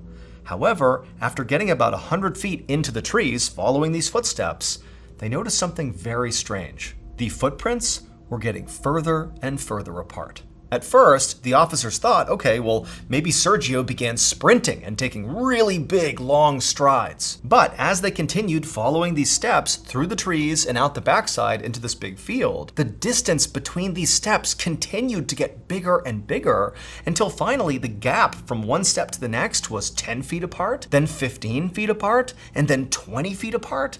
I mean, even if Sergio had been sprinting at full speed and literally leaping, this was too big of a distance to cover. I mean, this was literally humanly impossible. The police officers following these prints looked at each other uneasily. Each footprint was perfectly clear. There was no mistaking this was a human footprint. And then also, they were certain they were not missing prints in between the ones they could see. They really were spaced this far apart. The officers had been talking to each other when they began following these prints. But now they just walked in silence. For more than 1 mile, they tracked Sergio's bizarre, seemingly impossible trail through open fields and trees until they arrived at a cornfield. And then suddenly, the trail of footprints just stopped. It was like Sergio had pushed off his right foot and then just vanished.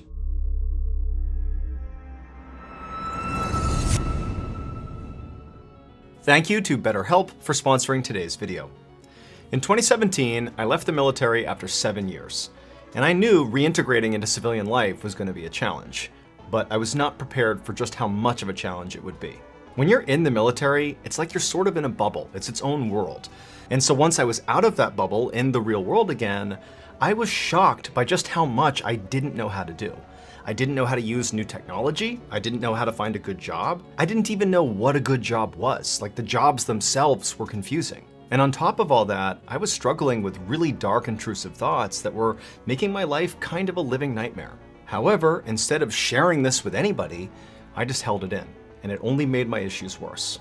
Luckily, my family noticed I was really struggling, and they stepped in and they encouraged me to seek out help with a therapist.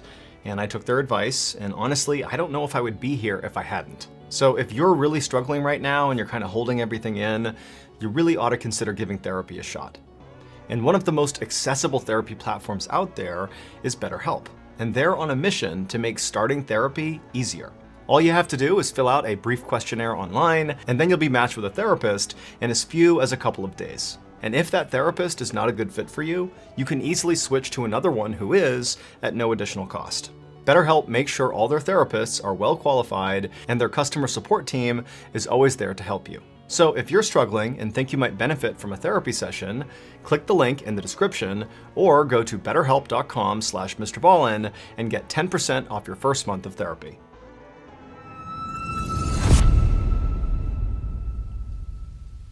The search for Sergio went on all night, despite the fact that it started to pour at around 2 a.m. But the officers never gave up. However, beyond those footsteps, they never found any other trace of Sergio.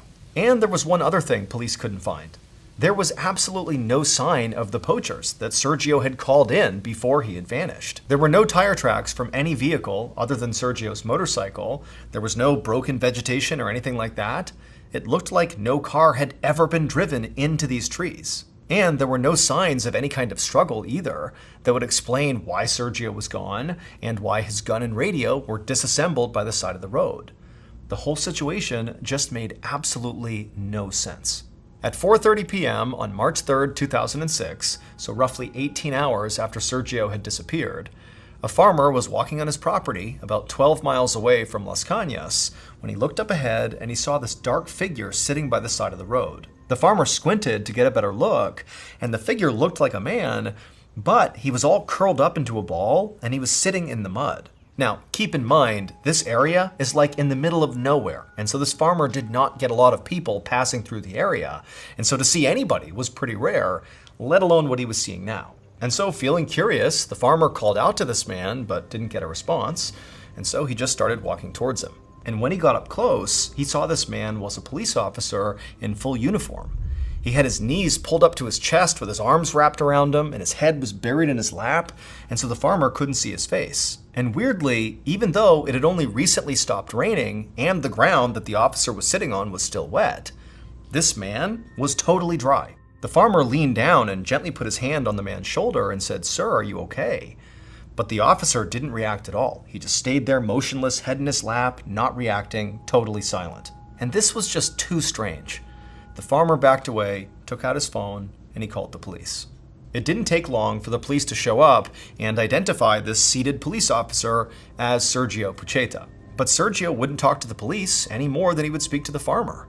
He didn't appear to be physically injured, but there was definitely something wrong with him. So the officers called an ambulance and they summoned Sergio's boss to see if he could get Sergio to respond. And when Sergio's boss showed up, he was able to coax Sergio up off the ground, but still Sergio wouldn't speak. All he would do is give his boss a big hug and just break down and cry. So his boss led Sergio over to the ambulance, which had just arrived, and he got him in the back and he sat with him and then went with Sergio to the hospital and followed him into his exam room.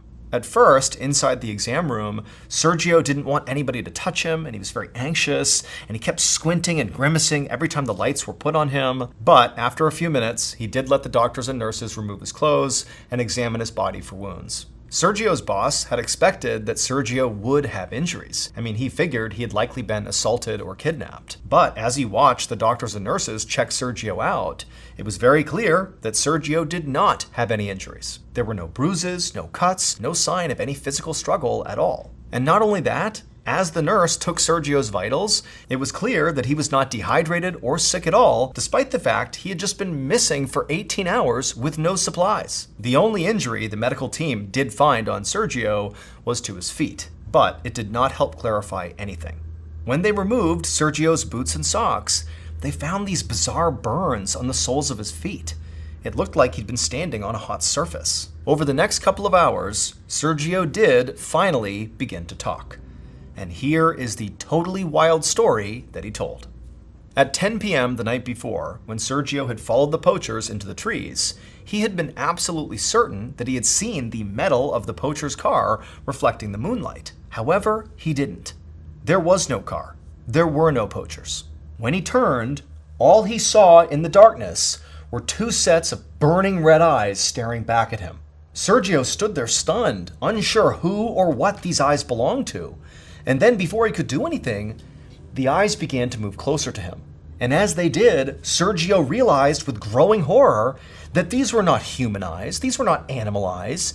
These eyes belonged to some creature he had never seen before. All he could make out beyond the burning red eyes were these slim gray bodies with big heads and long skinny fingers, and they didn't appear to blink at all. Sergio opened his mouth to scream, but when he did, no sound came out. And that's when Sergio realized that not only could he not scream, but he no longer was able to move. But then suddenly he felt this intense pressure in his torso, and his back sort of involuntarily arched in response. He tried to wrench himself free of whatever seemed to be in control of him, but he couldn't. It felt like his spine was going to snap. And then he felt himself begin to walk out of the forest backwards, like his back is arched in this totally unnatural position, and he's marching out of the trees. And then as he's doing this, he watched helplessly as one of his hands went down and pulled out his phone. And then he dialed the number of that officer, and then this detached, cold voice came out of Sergio's mouth, telling his friend, "Come to Las Cañas, you know what to do." And as Sergio continued to walk in this bizarre bent-over gait, he felt himself reach for his gun. And after he drew it, he watched in horror as his hands fully disassemble it and drop the pieces on the ground. And then he watched himself do the exact same thing with his radio. And the whole time, these red-eyed creatures are just a few feet away, staring at him. It was only after Sergio had disarmed himself that he felt that intense pressure on him subside, and he realized this was his chance to escape. He took off running, but after only going a few steps, he felt himself get hit from behind and he pitched forward. He thought he was falling, but he didn't hit the ground. Instead, it was like he was being lifted up into the sky. And for a moment, he just careened through the air until abruptly, whatever force was holding him up let go. He fell to the ground and somehow managed to land on his feet, but then once again, he was lifted back up. And this time, he was thrown even farther through the air before he hit the ground. And then it happened again, and again, and again. And so as this was happening, Sergio realized these red-eyed creatures must be the ones in control, and they were playing with him. They knew he was trying to escape, but they didn't stop him. They just kept picking him up and throwing him forward over and over again. And as all this happened, Sergio began to feel his feet burn. The last thing he remembered was running through a cornfield. And as he did, he realized suddenly that it seemed like he was all alone. The red-eyed creatures were gone. And so Sergio looked over his shoulder, and all he saw were swaying corn stalks and darkness. And for a moment, he's thinking, maybe this is all over. But then, still running, he turned to look straight ahead, and he saw there was this incredible wall of just pure darkness. There was no cornfield, no ground at all. In fact, there was no sky, no moon, no stars, nothing. It was just pure black, like he had reached the actual edge of the world. And then, once again, he felt himself begin to rise into the air, and he looked down into this darkness, into this void, and staring back at him are two red glowing eyes. After that, Sergio passed out, and he had no idea how he wound up 18 hours later on the side of the road, absolutely frozen in fear. No one has ever been able to explain what happened to Sergio, including Sergio himself. But it should be noted that Argentina and South America more broadly is a very well-known hotbed of paranormal activity. Following this incident, Sergio was so traumatized that he retired from the police force. To this day, cops and locals still report seeing strange lights in and around Las Cañas. And now, here's a clip from the latest episode of Run Fool. Enjoy. I just got a weird call, and sorry, I was supposed to record an episode on this haunted doll, but that can wait. Cause I just heard let me get my bearings here. I'm rattled if you couldn't tell. I just hung up the phone. No, wait, sorry. Let me backtrack a bit. I've been in the recording studio for, it's gotta be more than 24 hours. Maybe more like a day and a half, something like that. See, we had a lot of Run Fool episodes to get through, and I'd fallen behind. So I suggested we knock them all out this weekend. Maybe it's the tortured writer in me, but I love an all-nighter. Feels good to retreat from the world. Leave my life, my friends, family, just work. Anyways, it's been me, our sound engineer Kevin, and our producer Abakar, here in the booth. No cell phones, no drama, nothing but Doritos, Pepsi, terrifying legends, and a voice in our heads, telling us we have much to do, and not enough time to do it. A few hours ago, I made Abakar go out and get us all some grub, something that wasn't bright orange. He hasn't come back. And before I got this call, I was pissed about that because I was hungry, and it felt like he was wasting our time. But then, the phone in the recording booth rang. I guess it's not a phone exactly, it's one of those intercom things where you can call between studios in the building. There was a man on the other end, a stranger. He sounded almost manic. I don't know if he could hear me, since he kept asking if anyone was there. Seemed like he hoped there was, though, because he kept talking. Told me quite a story. I'm going to need more time than usual to tell you this one. It's not some campfire fright night I can get through in a half hour. It's too big for that. Too irreversible. So I need you to buckle in and stay with me here. You hear that? Kevin just left. To see if there's any truth to what this caller said.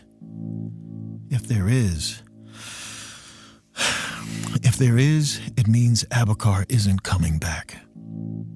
Kevin might not either. Because if what this guy said is true, everyone outside this booth is dead. Today's video is about a medical mystery that ultimately gets solved when somebody uncovers some very unsettling security footage that we will play at the end of this video. But before we get into that story, if you're a fan of the strange, dark, and mysterious delivered in story format, then you've come to the right place because that's all we do, and we upload once a week.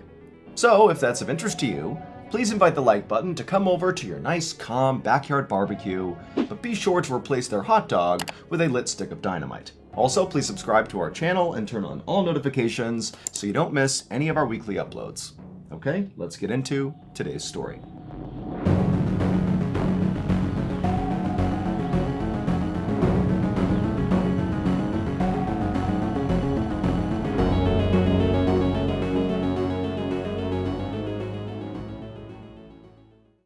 On May 27, 2022, an anesthesiologist named Dr. Chad Marsden stood inside of an operating room with a nurse, a surgeon, and their unconscious patient. Dr. Marsden worked at the Baylor Scott & White Surgicare Center in Dallas, Texas, and it was his job to make sure patients stayed asleep during surgery and then woke up safely afterward. That day, Dr. Marsden and his colleagues were wrapping up a routine liposuction procedure on a middle-aged woman. The surgeon had just finished stitching up the woman's incisions, and so Dr. Marsden, following protocol, began taking her slowly off of anesthesia to wake her back up again. And so Dr. Marsden turned off the anesthesia machine, which is this big rectangular device that takes the liquid anesthesia drugs and converts it into a vapor so it can be breathed in. And then Dr. Marsden removed the breathing mask from the woman's face. Then he changed her IV from an anesthetic drug mixture to regular saline. And so now that these drugs were not being pumped into her system, she would wake up over the next half hour or so. After that, Dr. Marsden and the nurse and the surgeon took their patient on the stretcher, and they pushed her out of the OR into the hallway and began making their way down towards the recovery room. But as they were walking down this hallway, they bumped into more of their colleagues, another nurse and another anesthesiologist, and the hallway was tight enough that Dr. Marsden had to step aside to let these two pass. And then after they did, and they sort of waved at their colleagues, Marsden, the nurse, and the surgeon continued walking, and as they did, Marsden happened to look down at their patient, and immediately he knew something was wrong. This woman's skin had turned completely gray. Dr. Marsden was totally caught off guard by this. He looked at her vital sign monitor and saw that her blood pressure, which just moments ago had been normal, was now dangerously high. And then as he's staring at her monitor, her blood pressure plummeted. And then also her oxygen levels fell, and then she began foaming at the mouth. It was clear this woman was going into cardiac arrest, which meant if they didn't act quickly, her heart was going to stop. Now, Dr. Marsden, again, is sort of in shock at how quickly this is happening, but he just jumped into protocol. He began giving the woman chest compressions to make sure blood was flowing to her heart. Meanwhile, the surgeon administered oxygen and blood pressure medication, and the nurse called for an ambulance. The reason she had to call for an ambulance is because the SurgiCare Center was not equipped to handle medical emergencies. It was only for scheduled surgeries. And so if there was a medical emergency, all they could do was just stabilize the patient until paramedics arrived. And that's exactly what Dr. Marsden, the nurse, and the surgeon did. They got this woman stable, and then just a minute later, 2 paramedics came running down the hallway. They took possession of the patient, they put her onto their stretcher, out the door they went, they put her in the back of the ambulance, and they sped off to the local hospital. As Dr. Marsden watched the ambulance disappear down the road, he knew his patient was now in good hands, but he was still very shaken by the whole experience. Because this type of emergency, somebody going into unexplained sudden cardiac arrest following a totally routine surgery, was extremely rare. Meaning, for this to happen even just once over the course of somebody's medical career, to have witnessed something like that, was very rare. But for Dr. Marsden, this was not the first time he had seen this. In fact, literally the day before, a different patient at the SurgiCare Center had also gone into sudden, unexplained cardiac arrest following their routine procedure. So, as Dr. Marsden went back inside and began heading upstairs to the hospital administrator's office to tell them about this latest emergency, he kept thinking to himself how crazy it was that he had just witnessed these 2 unexplained sudden cardiac arrests basically back to back. But Dr. Marsden just thought to himself, hopefully this is just a really bad coincidence. The SurgiCare Center's administrator was a woman named Ashley Burks, and when she heard about this second unexplained cardiac arrest, she knew she had to call a staff meeting. And so that evening, she, along with Dr. Marsden and over 24 other medical staff, doctors, nurses, other anesthesiologists, they met in this conference room in the back of the building. And once everybody was assembled, Ashley began by updating everyone on the 2 patients who had been rushed off to the hospital for their cardiac emergencies, and she said they had stabilized and they'd be okay. But Ashley then said what everybody in the room was thinking, which is sudden unexplained cardiac arrest is so rare, we can't just treat these things like coincidence. Like something specifically must have caused these incidents, and we need to figure out what that thing was. Now, it was possible that the cause or causes behind these incidents were quite simple. Ashley said to the group, the first thing she did was she looked at the 2 patients' files to see if they had specific drug allergies or medical risk factors that might have been overlooked by staff. But when she looked at their files, neither patient had those risk factors or allergies, so that couldn't have been it. Ashley said she also looked for just a common thread between these 2 incidents. Like, were the patients doing something similar? Were they in for similar reasons? Were they in the same room? But no, they were in different operating rooms, going through different procedures with different medical teams. And so there was no obvious common thread between the 2 incidents. So Ashley said to the group that the only reasonable explanation that she could think of, at least at this point, was that perhaps the equipment in the SurgiCare Center had malfunctioned. And so what she was going to do, out of an abundance of caution, was just begin testing all of the equipment in the building. And so Ashley told the group that in the meantime, while she was doing that, the rest of the staff should be extra attentive to their patients and also be on the lookout for potential problems with hospital equipment. Ashley watched the medical staff all nod their heads in agreement and begin sort of talking to each other, and then she thanked them all for being there and told them they could leave. 3 weeks later, on the afternoon of June 22nd, Ashley stood outside the OR in the hallway, looking through a cabinet that contained surgical drugs. Ashley was still trying to find a connection between those two sudden cardiac arrests. She'd already checked all the SurgiCare Center's equipment, from the anesthesia machines to the vital sign monitors to the breathing tubes, and everything was in perfect working condition. And so now, checking these drugs inside of this cabinet was sort of like her last resort. She'd printed out a list of recent drug recalls and was now comparing that list against all of the drugs inside of this cabinet. And so one by one, she was reading a drug and checking the date on it and comparing it with her list to make sure, they were not carrying recalled drugs still. But after going through dozens and dozens of bottles, there was nothing in their cabinet that was on the recall list. So Ashley still just did not have an answer for why those two cardiac emergencies had happened. However, since that staff meeting 3 weeks earlier, the SurgiCare Center had not had another cardiac emergency. And so Ashley was thinking to herself, maybe, despite not knowing how this happened, these troubles are in the past. Ashley shut the drug cabinet and walked down the hallway towards the break room to grab her lunch. But the moment she walked inside, she saw a group of her colleagues sitting around a table looking very upset. In fact, some people were visibly crying. And so Ashley walked up to them and said, "Hey, what's going on?" And a nurse told her that one of their colleagues, an anesthesiologist named Dr. Melanie Kaspar, was dead. Apparently, the night before, she had had a heart attack at her home, and her husband had found her and called 911, but unfortunately, by the time paramedics arrived, she was already deceased. Ashley was shocked. She knew Dr. Kaspar, and she knew she was in great shape. She was only in her mid-50s. She did not seem like someone who might just randomly have a heart attack. But then also, Ashley began to think that she remembered hearing in the last few days that Dr. Kaspar had actually been feeling sick. And so she wondered if maybe whatever illness she was suffering from had something to do with her heart attack. Either way, as the SurgiCare administrator, it was Ashley's job to plan staff events like memorial services. And so Ashley told the group, hey, I'll get to work putting together a small ceremony for Dr. Kaspar. 5 days later, on June 27th, Ashley was sitting in front of her office computer ordering supplies for Dr. Kaspar's memorial when suddenly she heard these loud, fast footsteps out in the hall as if somebody was sprinting towards her office.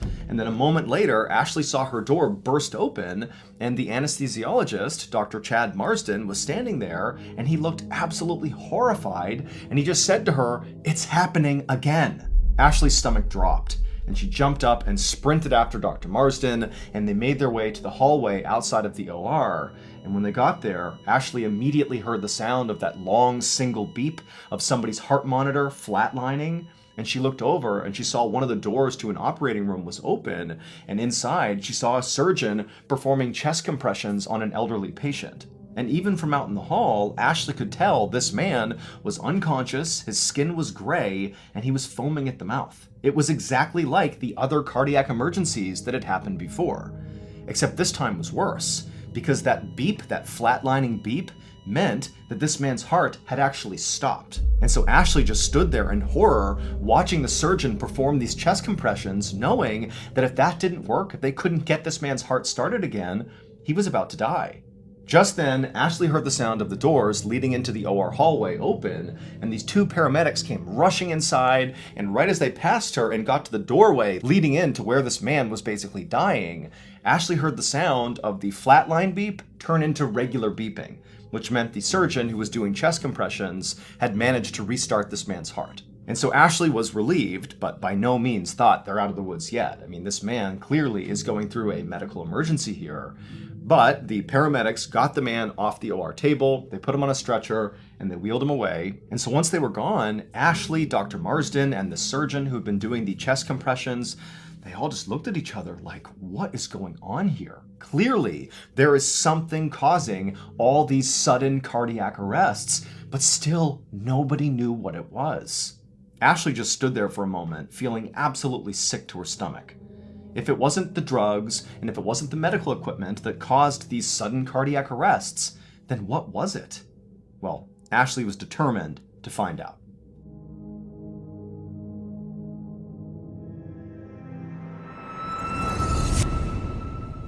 Just a reminder, my very first book, MrBallen Presents Strange, Dark, and Mysterious, The Graphic Stories, is out right now and shipping worldwide. You can find it wherever books or audiobooks are sold. This book is truly a brand new experience for anybody who's a fan of the strange, dark, and mysterious. We've never had a book before, so this is a big deal. It's a collection of 9 stories. Some are new, some are old, but they're all awesome. The artwork is incredible. The storytelling is just superb. So if you have not purchased your copy yet, or you haven't bought it for one of your friends yet, come on, go to book.ballenstudios.com or go to wherever books are sold and get a copy today. Again, that is book.ballenstudios.com or go to wherever books or audiobooks are sold to get your copy of our first book today.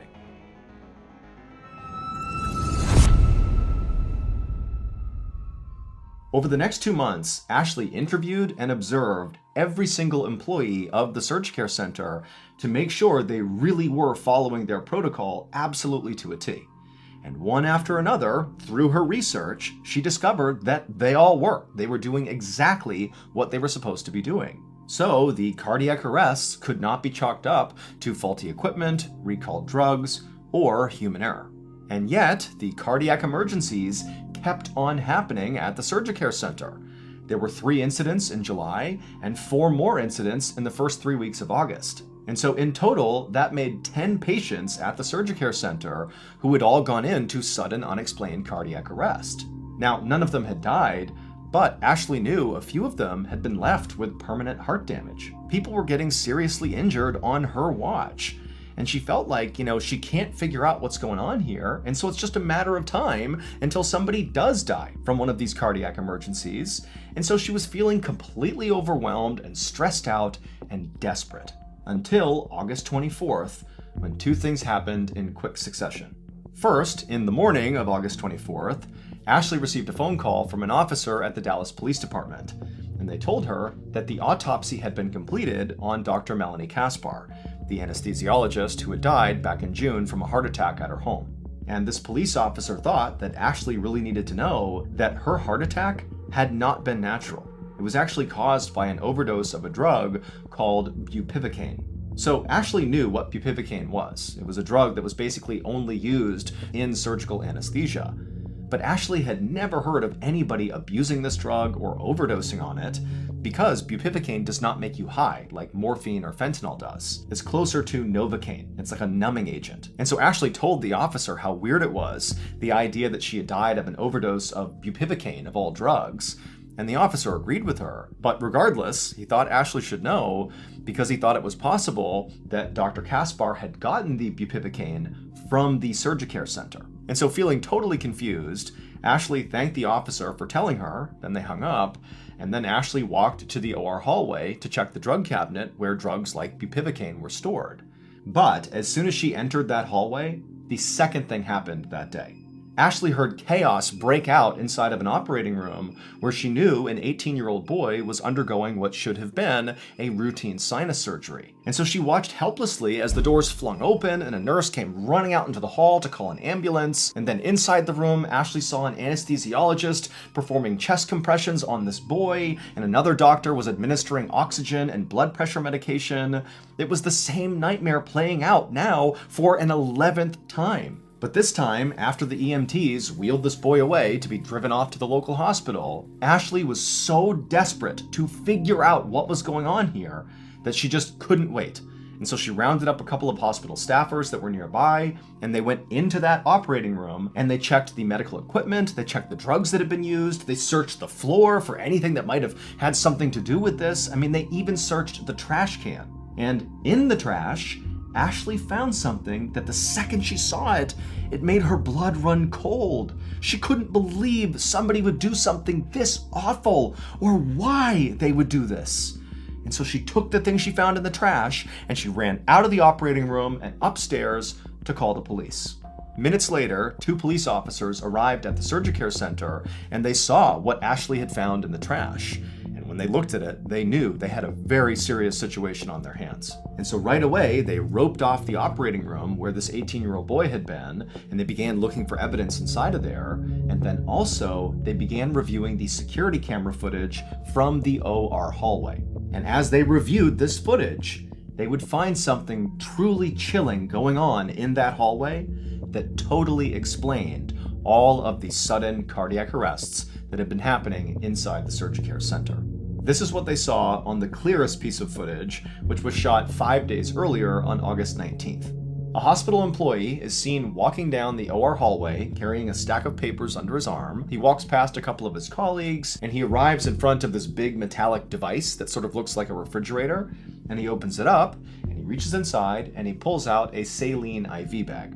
Now, when he does this, nobody else in the hallway bats an eye because this is a totally normal thing to do. That metal device was a warming machine where saline IV bags were stored to be used during or after surgeries. At any given point, this warmer would contain a few dozen IV bags, and whenever it got low, certain staff members would restock it. But the police watched this footage over and over again, and they saw this employee who walks up to the warmer was not just carrying a stack of papers. He was also hiding something within those papers, his own saline IV bag. And so before this man takes out an IV bag from the warmer, he takes this hidden one and places it in the warmer as well. So he's basically swapped one for one. And this was absolutely bizarre because it was not his job to be restocking the warmer. He shouldn't have been putting anything inside of the warmer. And so about 30 minutes after this employee has placed his own IV bag inside of the warmer,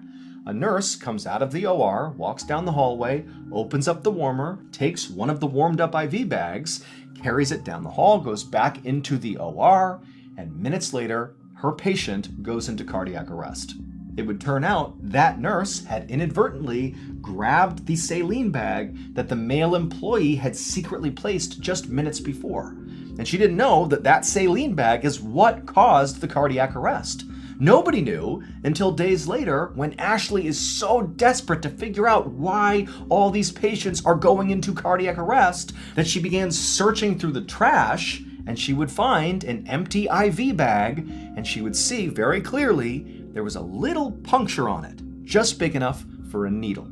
And so after seeing this security footage, the police analyzed that empty IV bag that Ashley had found in the trash with the puncture on it to see exactly what was in that IV that went into the 18-year-old who also went into cardiac arrest. And inside, they found a combination of 3 drugs that when combined are like a biological bomb that will send somebody into cardiac arrest within minutes. They were lidocaine, which is an anesthetic, epinephrine, which is basically pure adrenaline, and crucially, the third drug found was bupivacaine, the anesthetic that Dr. Melanie Kaspar had overdosed on, which caused her to die of a heart attack.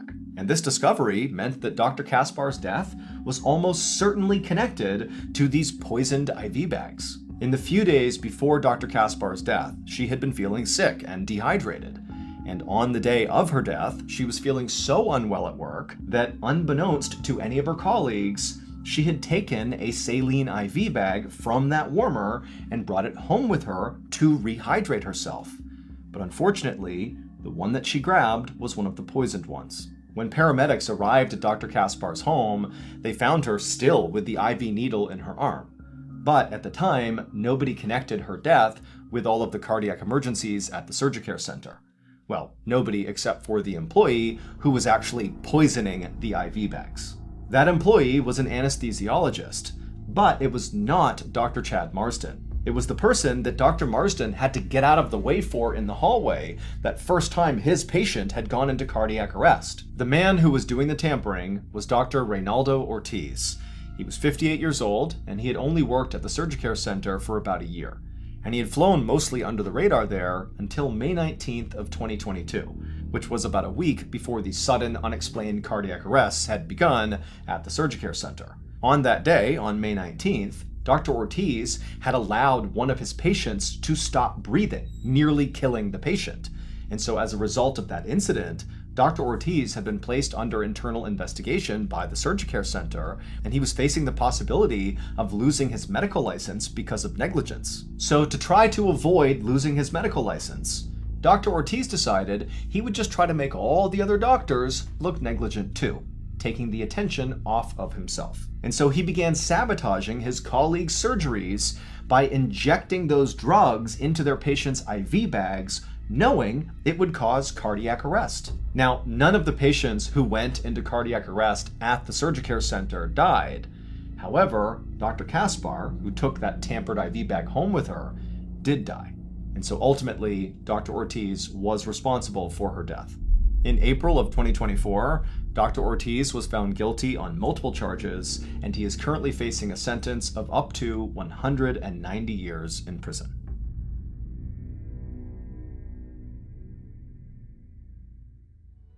If you don't know this, late last year, we launched a brand new, strange, dark, and mysterious show called MrBallen's Medical Mysteries. And so far, people love it. It is a free weekly show where each week we explore a new, baffling mystery originating from the one place we all can't escape, our own bodies. Topics discussed on the show range from obscure diseases and freak occurrences to totally weird medical mishaps that sometimes result in big, amazing discoveries and other times result in just unimaginable suffering and death. So, if you're a fan of the strange, dark, and mysterious, then you really ought to give MrBallen's Medical Mysteries a try. To start listening, go look up and follow MrBallen's Medical Mysteries on any podcast platform, and boom, you're in. You got yourself a new weekly show. But if you're super impatient, like I am, and you can't wait a whole week to get a new episode, well, with your Prime membership, you can listen to an entire batch of 8 episodes at once, because we release them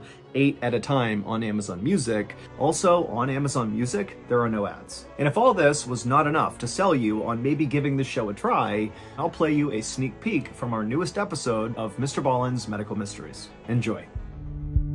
A man in his 40s was sitting in a cafe, munching on a ham and cheese sandwich for lunch. Now, usually, the man had more lavish lunches, but today he was in a hurry to get back to work, and this was all the cafe offered. But then, the most wonderful smell filled the air. The man inhaled deeply, enjoying the heavenly aroma of whatever this food was. It smelled like this incredible hot dish. He looked around to see which table the smell was coming from, but as he scanned the restaurant, all he saw were other patrons eating basically simple sandwiches just like him. And then he remembered, this cafe didn't even serve hot meals. But at the same time, he realized he knew that scent from his childhood. It was the smell of the delicious Spanish fried eggs that his mother used to make, called huevos rotos. This was not the man's first phantom smell. A few weeks ago, his apartment had filled with the amazing aroma of his mother's cooking, completely out of nowhere. But now, in this cafe, just like that time in his apartment, the sweet smell suddenly turned sour. The man could taste something metallic in his mouth, and the foul odor of sour milk lingered in the air, making him gag. And so suddenly, a wave of panic crept over the man. He didn't know why he kept smelling things that weren't there.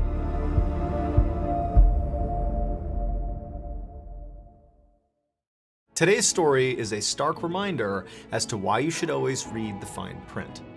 But before we get into today's story, if you're a fan of the strange, dark, and mysterious delivered in story format, then you've come to the right place, because that's all we do, and we upload once a week. So if that's of interest to you, the next time the like button asks you to edit one of their YouTube videos, agree to do it, but then just permanently delete their channel. Also, please subscribe to our channel and turn on all notifications so you don't miss any of our weekly uploads. Okay, let's get into today's story.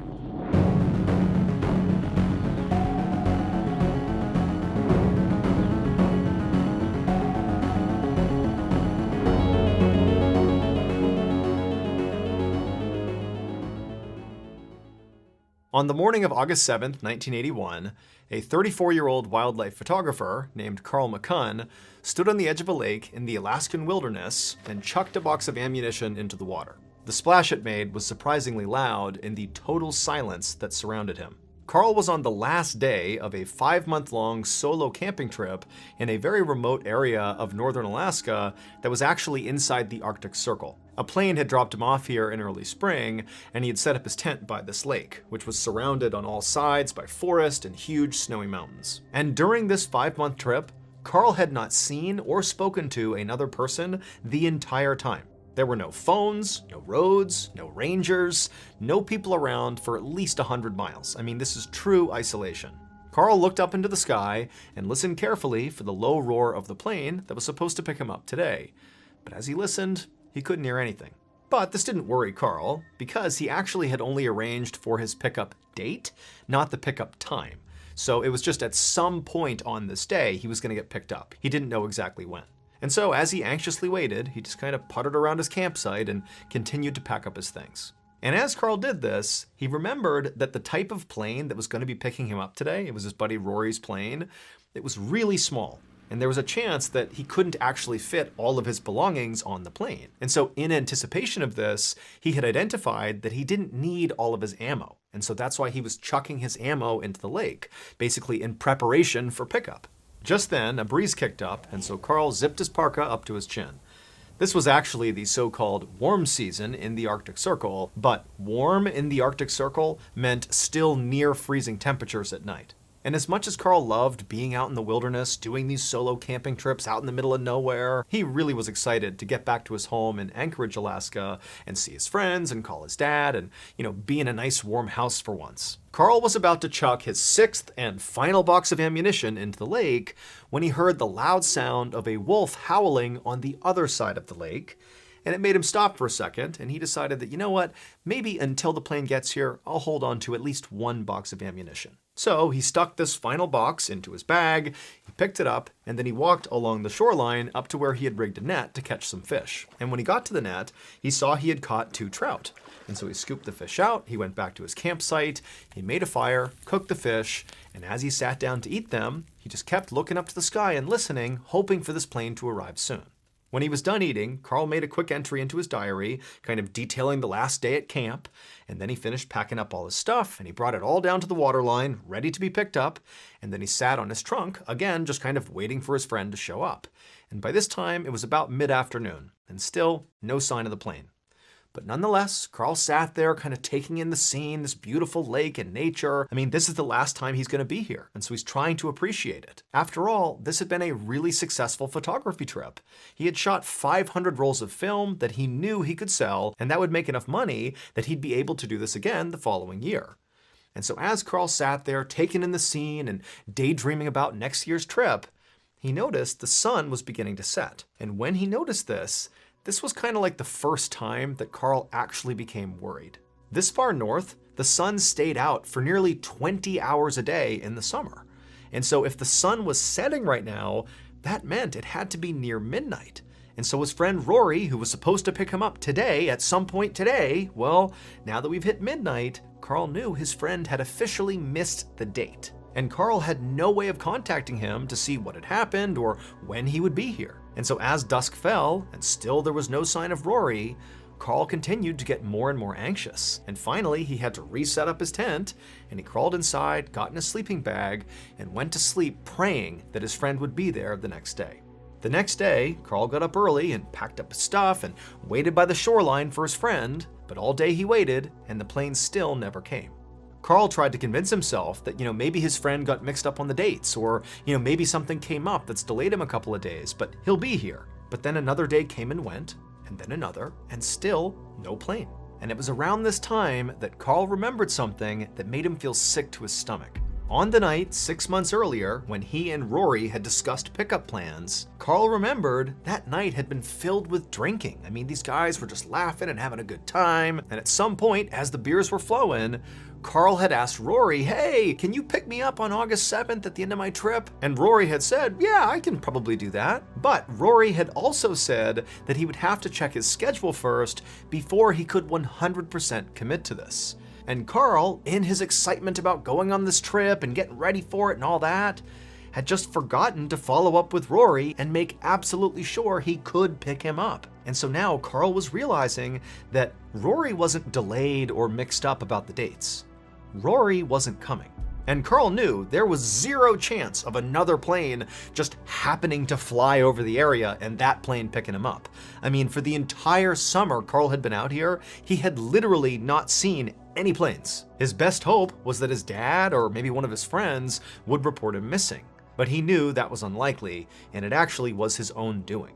Carl traveled constantly and almost never told people where he was going or when he'd be back. And on one trip recently, Carl had gone out and missed his return date, and his dad had been concerned about him and so called the police. And when Carl had come back and realized what his dad did, he told his dad to never do that again. Never contact authorities if I'm late. I'm fine. And all of this meant now Carl was going to face a brutal Alaskan winter all by himself with limited supplies and only a single box of ammunition.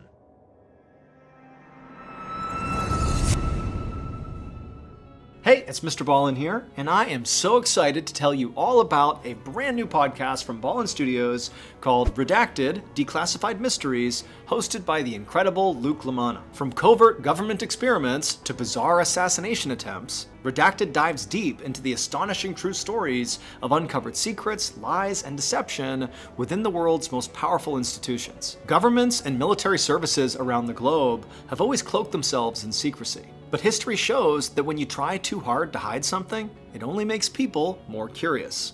Luke and his team have spent months researching these totally true and thoroughly twisted tales, guaranteed to keep you on the edge of your seat. Stories like the mind-bending truth behind Operation Paperclip, where former Nazi scientists were smuggled into America to advance US technology and intelligence during the Cold War. Or the shocking story of Charles Manson and the CIA, revealing how a notorious cult leader might have been entangled in a web of covert operations. Trust me when I tell you, the stories are real and the secrets are shocking. Follow Redacted: Declassified Mysteries with Luke LaManna on the Wondery app, or wherever else you get your podcasts. You can listen ad-free right now by joining Wondery Plus in the Wondery app or on Spotify.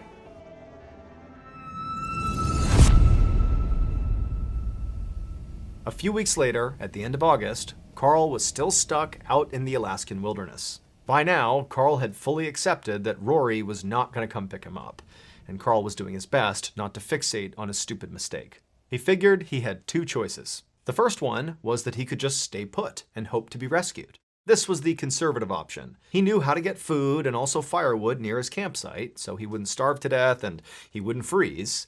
But this would only keep him alive. This would not actually get him rescued.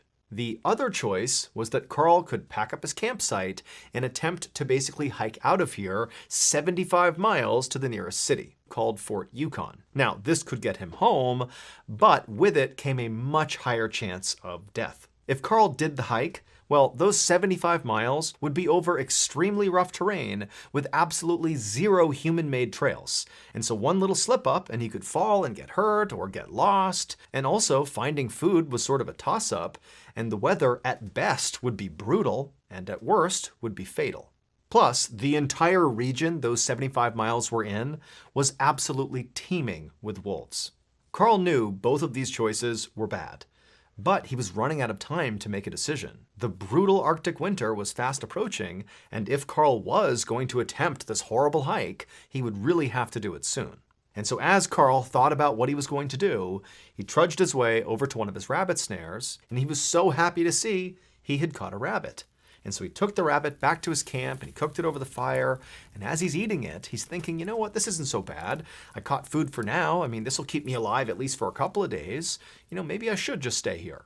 But deep down, he knew the staying put option was not a real option. I mean, even though, yes, by staying here, he could keep himself from starving. You know, he knew how to get food and all that. Well, he'd still be a sitting duck for all the predators in the area, and there were many, and remember, he only has one box of ammunition. But just then, Carl heard the most glorious sound, the distant whine of a small plane engine. At first, he thought he must be hearing things. Remember, he has not seen a plane at all since he got here. But sure enough, he looked up into the sky, and a second later, he saw a plane flying directly towards his camp, low and slow. Carl ran in his tent and grabbed the most brightly colored thing he could find, his sleeping bag, which was bright orange. He ran outside of his tent and began waving it back and forth to get the pilot's attention. Carl saw the plane belonged to the Alaska State Troopers, and so he figured his friends must have reported him missing, and now the police were out to rescue him. A moment later, the plane passed directly over Carl's camp, so low to the ground that Carl could actually see the pilot looking back at him. Carl looked right at the pilot's eyes, and when Carl was nearly certain he had just made eye contact with the pilot, he threw his fist up in the air in excitement and jumped up and down. He couldn't believe it. He was saved. The pilot was going to land and take him home. With a big grin on his face, Carl watched as this plane, sure enough, made a big U-turn And then Carl watched the plane make another pass over the camp, low and slow, which Carl figured meant, the pilot was looking for a place to land. And so as the pilot was doing that, Carl rushed to his campsite and began packing everything up. And as he did, he's kind of keeping an eye out, watching the plane, looking for it to land. But it didn't. The plane just kept on flying straight away from Carl's campsite until it disappeared over the horizon. For the rest of the day, Carl just stared off into the distance, hoping for this plane to come back. But it didn't. Lying inside his tent that night, Carl couldn't sleep. He was so shaken up by what had happened that day. He didn't understand, he saw the pilot. The pilot seemed like they were looking back at him. Why didn't they land? Why didn't they stop? Carl told himself that, maybe the terrain was too rough and there was no way for the pilot to land. That was possible. And so perhaps this pilot was flying back and getting another plane, maybe a float plane, to land on the water. Carl didn't know, but he felt like that could be a possibility, and it sort of made him feel a little bit better. But he still couldn't relax enough to sleep. And so, knowing he was just going to lay there all night, he sat up, turned on his flashlight, and began looking for something to read, just to occupy his mind. Now, at this point, Carl has been out in the wilderness all alone for months and months, and he's been stranded for weeks. He has read all of his books and all of his magazines like 1,000,000 times. He's even read his diary 12 times. He's read everything. And so as he was looking around his tent, he was looking for literally anything else to read. And suddenly, he found something. His hunting license. It was like the one thing he had not closely read. Not an exciting thing to read, but new. It was just a little paper certificate with some rules and regulations and safety tips about hunting. And so Carl just began reading the front, and he read it all the way down, and then he flipped it over and he continued reading, but then he saw something that made his heart practically stop. At first he thought maybe he misunderstood, but no, he read it over and over again, and it was very clear. And so Carl looked up in shock. He suddenly understood why that pilot had left him. For weeks, Carl stayed close to his camp, just hoping and praying that somehow, some way, that plane would still come back. But it never did. And by the time Carl had actually accepted this fact, that really the plane's not coming back, well, by that point, it was too late to try to hike out. So all he could do was stay put. However, the lake had frozen over, so he couldn't fish. His snares all sat empty because all the wolves and foxes got to his catches before he could. By October, Carl was getting really skinny. By November, Carl was genuinely starving. On November 26th, Thanksgiving Day, Carl laid inside of his tent and made a diary entry. There would be no Thanksgiving feast for him today. His food stores were totally gone, and the Arctic winter was getting so bad. In fact, his fingers and toes were turning black from frostbite, and he was sick all the time and constantly had chills. And as Carl wrote in his diary, he looked out the tent flap at his dying fire, knowing he had no more firewood. He knew he only had one choice left to make. He scratched a final sentence into his diary. He wrote, "They say it doesn't hurt." Then he set his diary on the floor of the tent near his rolls of film. Then he reached for his rifle and his last box of ammo. A little while later, a single shot rang out across the lake. A couple months later, in early February of 1982, Alaska State Troopers would find Carl. Carl was deceased. He had taken his own life. What Carl had only realized later was that when he made that fist pump, when he was so excited when that pilot had flown overhead and he thought he was going to get rescued, well, that fist pump had sealed his fate. Because, like it said on Carl's hunting license, a single arm raised in the air is the universally recognized body sign for all okay, do not wait. And so when that Alaska State Trooper pilot flew over Carl's camp, he did make eye contact with Carl. He saw him, but he also saw Carl raising his fist in the air and thought he was okay, and so he turned around and he left. If Carl had only read that hunting license a little bit sooner, he would have known to have raised 2 hands in the air as the pilot flew over for the universal sign that means, pick me up.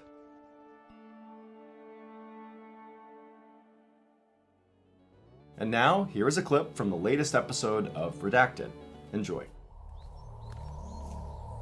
On May 2nd, 1945, a U.S. Army private stood guard at the base of a remote mountain in Austria. He was still riding high from the news he'd heard on the radio recently. German leader Adolf Hitler had committed suicide. The soldier knew it was just a matter of time until World War II was over and he could go back home to America. Just then, he noticed someone barreling down the mountain on a bicycle. The soldier realized it was a young man with blonde hair and civilian clothes, but he couldn't tell if the man was friend or foe. He pointed his gun at the man as he hurtled toward him. He wasn't about to risk anything in the last days of the war. He ordered the man to drop his bike and put up his hands. The man did as he was told. Then, in broken English, he said he was one of hundreds of scientists that worked for the Nazi regime who had gone into hiding because Nazi leadership had ordered them to be executed. The man said the Nazis would rather kill them than risk them being captured by the Allies and revealing their knowledge of Hitler's secret weapons. The man insisted the scientists wanted to surrender to the Americans. And not only that, they wanted to help the Americans by sharing with them the secrets of the Nazis' deadly new missile, the V-2 rocket. The soldier looked the man up and down, taking in his fancy gray leather overcoat. He was making a very bold claim, and the soldier couldn't tell if he was lying. He was a Nazi after all. But if what the man said was true, it could potentially change the future of the world.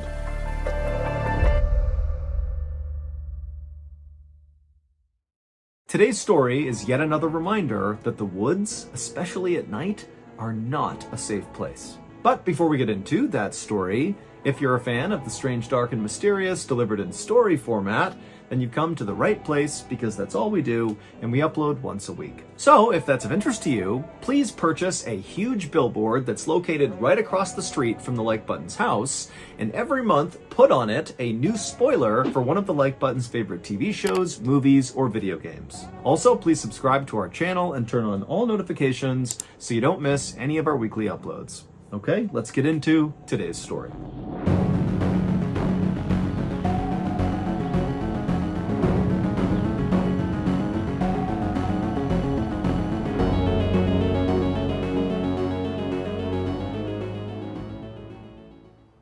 On the afternoon of December 6th, 1997, a man named Yuri Trush drew his rifle and crept silently through a remote forest in eastern Russia as he and his team of 3 other armed men and his dog followed this trail of pink snow. All of the men and the dog were on very high alert because they knew someone or something was out in these woods watching them. After walking for a while, Yuri and his crew spotted a small cabin up ahead in this clearing. This cabin, they knew, belonged to a guy named Vladimir Markov, who was a hunter who had gone missing recently, and that was actually why Yuri and this crew were out here. They were searching for Vladimir. But as Yuri and his crew got closer to this cabin, Yuri couldn't help but feel really terrified. Yuri was a 47-year-old big-time weightlifter and ex-military guy who was also a seasoned hunter. I mean, this is a tough, strong guy. But as he walked up on Vladimir's cabin, it was super obvious that something horrible and violent had happened here. All around the scene was pieces of broken furniture. There was a ceramic sink that was shattered outside and the pieces were everywhere. There was a bunch of beehive boxes that had been badly damaged. There was the shed that clearly had been ripped to pieces. And also all over the area outside of this cabin was blood. And this pink trail of snow, this blood trail they were following, led right up to the front door of this cabin, where there was also a big streak of blood on the front door. Now, even though Yuri was scared to go any further, he knew he was in charge and he had to go and look inside that cabin to see if maybe Vladimir was there. And so Yuri walked into the bloody clearing. He made his way up to the front door of the cabin, and with his crew right behind him on the porch, he used his rifle and pushed the door inward. Now, at first, Yuri didn't see anything inside the cabin because his eyes hadn't adjusted and there were no windows, so no light was coming into the cabin. But after a second of Yuri kind of standing in the doorway with his rifle to make sure there was no threat inside the cabin, his eyes adjusted and he realized Vladimir was not in there, and in fact, the cabin looked abandoned. So Yuri stepped inside and he looked around, and immediately he noticed all the walls inside this cabin were covered in these deep gouges and scratches. And then he looked on the ground and he found more wrecked furniture and lots more blood. But in a weird way, this actually gave Yuri some hope that maybe Vladimir was alive. He might be badly hurt, but if he's not here, he must be somewhere. And so Yuri turned around and he walked out of the cabin, and right as he stepped onto the snow with his men and his dog right behind him, 3 things happened practically all at once. The first thing was Yuri's dog began whining uncontrollably and running in circles. And number two, there were all these crows in the trees nearby that just all at once suddenly flew into the sky and disappeared. And the third thing was this unbelievably loud growling sound that seemed to be coming from somewhere really far away and also somewhere really close. It was like the forest itself was growling. 5 days earlier, on December 1st, the soon-to-be missing hunter, Vladimir Markov, decided to give up on another unsuccessful hunt, and he slung his rifle over his shoulders and he lit a cigarette under his big bushy mustache, and he and his 3 dogs turned around and began the slow walk back to their small cabin in the middle of the woods. Vladimir was really frustrated because he'd been staying in this cabin in the woods, away from his wife, away from his family, to try to hunt some game and bring some meat back, but so far he hadn't caught anything. But as Yuri and his 3 dogs kind of rounded a corner in this forest, he spotted something up ahead that was like an answer to his prayers. He saw there was a dead boar just lying out in the middle of the forest, and it was in this big pool of blood, and there was still steam coming off of the body, which meant this was a fresh kill. And so Vladimir raised his rifle in case whatever had killed this animal was nearby, but when he didn't see anything, he just went with his dogs over to the carcass and he pulled out a hatchet and he cut off 2 big haunches of meat from this boar. Now, Vladimir knew it was totally in bad form to steal another potential hunter's kill, although he didn't know if a hunter had killed this boar or if another animal had killed this boar, but he still felt bad about what he was doing. However, Vladimir was desperate. He didn't have any meat, and here it was, so he took the opportunity. After Vladimir had wrapped up this meat and put it in his bag, he and his 3 dogs jogged the last few miles back to the cabin, and when they got there, it was basically pitch black outside. Now, Vladimir was not scared of the forest at night, but he knew there were predators out here at night, so he needed to act quickly. So he rushed over to his small shed that was right outside of his cabin, and he put the boar meat inside, shut the door, and locked it, and then he turned to go into his cabin to retire for the night, but after taking only a couple of steps towards his cabin, he realized his 3 dogs had not followed him. And so he turned around, and he saw the 3 dogs were totally on edge, looking out beyond the shed where he had just put the meat. They were kind of looking out into the dark forest. Now remember, he's all alone in the middle of the woods here. It's nighttime, there's no visibility. And so Vladimir grabbed his flashlight and he shined it kind of roughly in the direction that the dogs were looking, like they had seen something. And he's shining his light, but all he sees are just dark trees and nothingness. There was nothing there. Vladimir did his best not to panic, but he couldn't help but feel like there was a predator nearby and his dogs had picked up on it, and so he just wanted to get inside the cabin and shut and lock the door as quickly as possible. And so he began backing up towards the door of his cabin while calling his dogs towards him, and 2 of the dogs followed. But a 3rd dog just stayed where she was and continued to kind of whine and growl and look out away from the cabin in this direction that all the dogs were looking. But eventually, this dog just took off running into the forest. Vladimir, who loved his dogs, screamed and screamed for this dog to come back. But the dog didn't. And so Vladimir just stood there with his 2 dogs in front of his cabin door, listening to the bark of this 3rd dog getting farther and farther away into the woods. And then suddenly, Vladimir heard his dog start to whimper. And then it was like the forest erupted with the loudest growl he had ever heard in his life.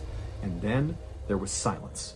Vladimir was horrified and just instinctively grabbed the 2 other dogs and stumbled into his cabin and shut and locked the door behind him. Now, Vladimir adored his 3 dogs. Those were his closest friends in the world, and all he wanted to do was run out there and save that 3rd dog.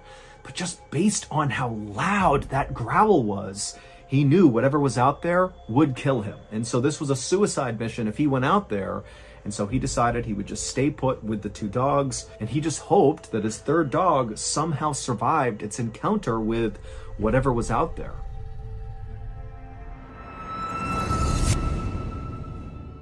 If you're enjoying today's story, well, I have exciting news for you. My long-awaited very first book is out right now. It's called MrBallen Presents Strange, Dark, and Mysterious, The Graphic Stories, and it's shipping worldwide right now. This graphic novel was truly a labor of love, but I can tell you it came out just beautiful, and I think you're going to love it as much as we do. It has 4 feature-length, brand new stories, one of which you're listening to right now, along with 5 OG classic MrBallen stories that have all been reformatted and re-edited to fit this book. If you want to purchase a copy of this bad boy, just go to book.ballenstudios.com, or you can go wherever books or audiobooks are sold. And speaking of audiobooks, if you enjoy hearing me tell you stories, well, guess what? There is an audiobook version of this. And I can tell you, when I recorded said audiobook, I got really into it and kind of, at times, went off script, kind of dramatically so. And so it winds up being this really cool accompanying piece to the graphic novel, but it's also a really unique standalone MrBallen piece. So it's like a really cool thing to get that is not just a regurgitation of what you read in the book. It's its own thing. Again, my first book, MrBallen Presents Strange, Dark, and Mysterious, The Graphic Stories, is out right now and shipping worldwide. Go to book.ballenstudios.com or anywhere else books are sold to get your copy today.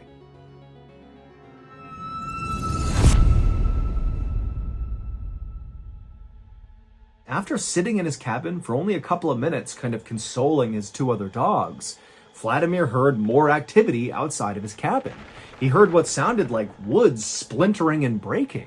Now, there were no windows in Vladimir's cabin. However, he had drilled a couple of holes, very small holes, in each of the walls of the cabin so he could look out and use them as hunting blinds. And so Vladimir ran to the hole that looked out the front of his cabin towards where his shed was and where this wood breaking sound was coming from.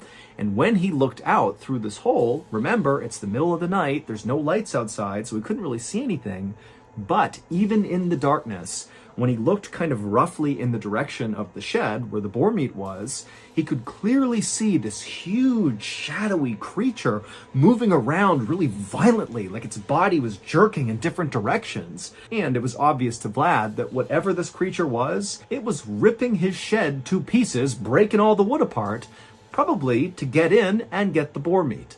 And that's when it dawned on Vladimir that whatever this creature was, it very likely was the creature that killed the boar that he stole, and now this creature was back to reclaim its meat. And so as Vladimir realized that, he just hoped that whatever this creature was, once it had its boar meat back, that it would just leave and not come after him. However, after this creature had totally decimated the shed, and so by default had clearly reached the boar meat inside, the creature didn't leave. It just sat down and stared in the direction of Vladimir and the cabin. And for several hours, Vladimir just continued to stare out this hunting blind hole at this shadow creature that was not moving. And after a while, Vladimir got tired. The creature wasn't moving. It's the middle of the night. He'd been really busy all day. And so at some point, Vladimir and his 2 dogs kind of dozed off. And when they woke up a couple hours later, when it was still dark outside, Vladimir looked out the hole again, and he saw the creature was actually now gone.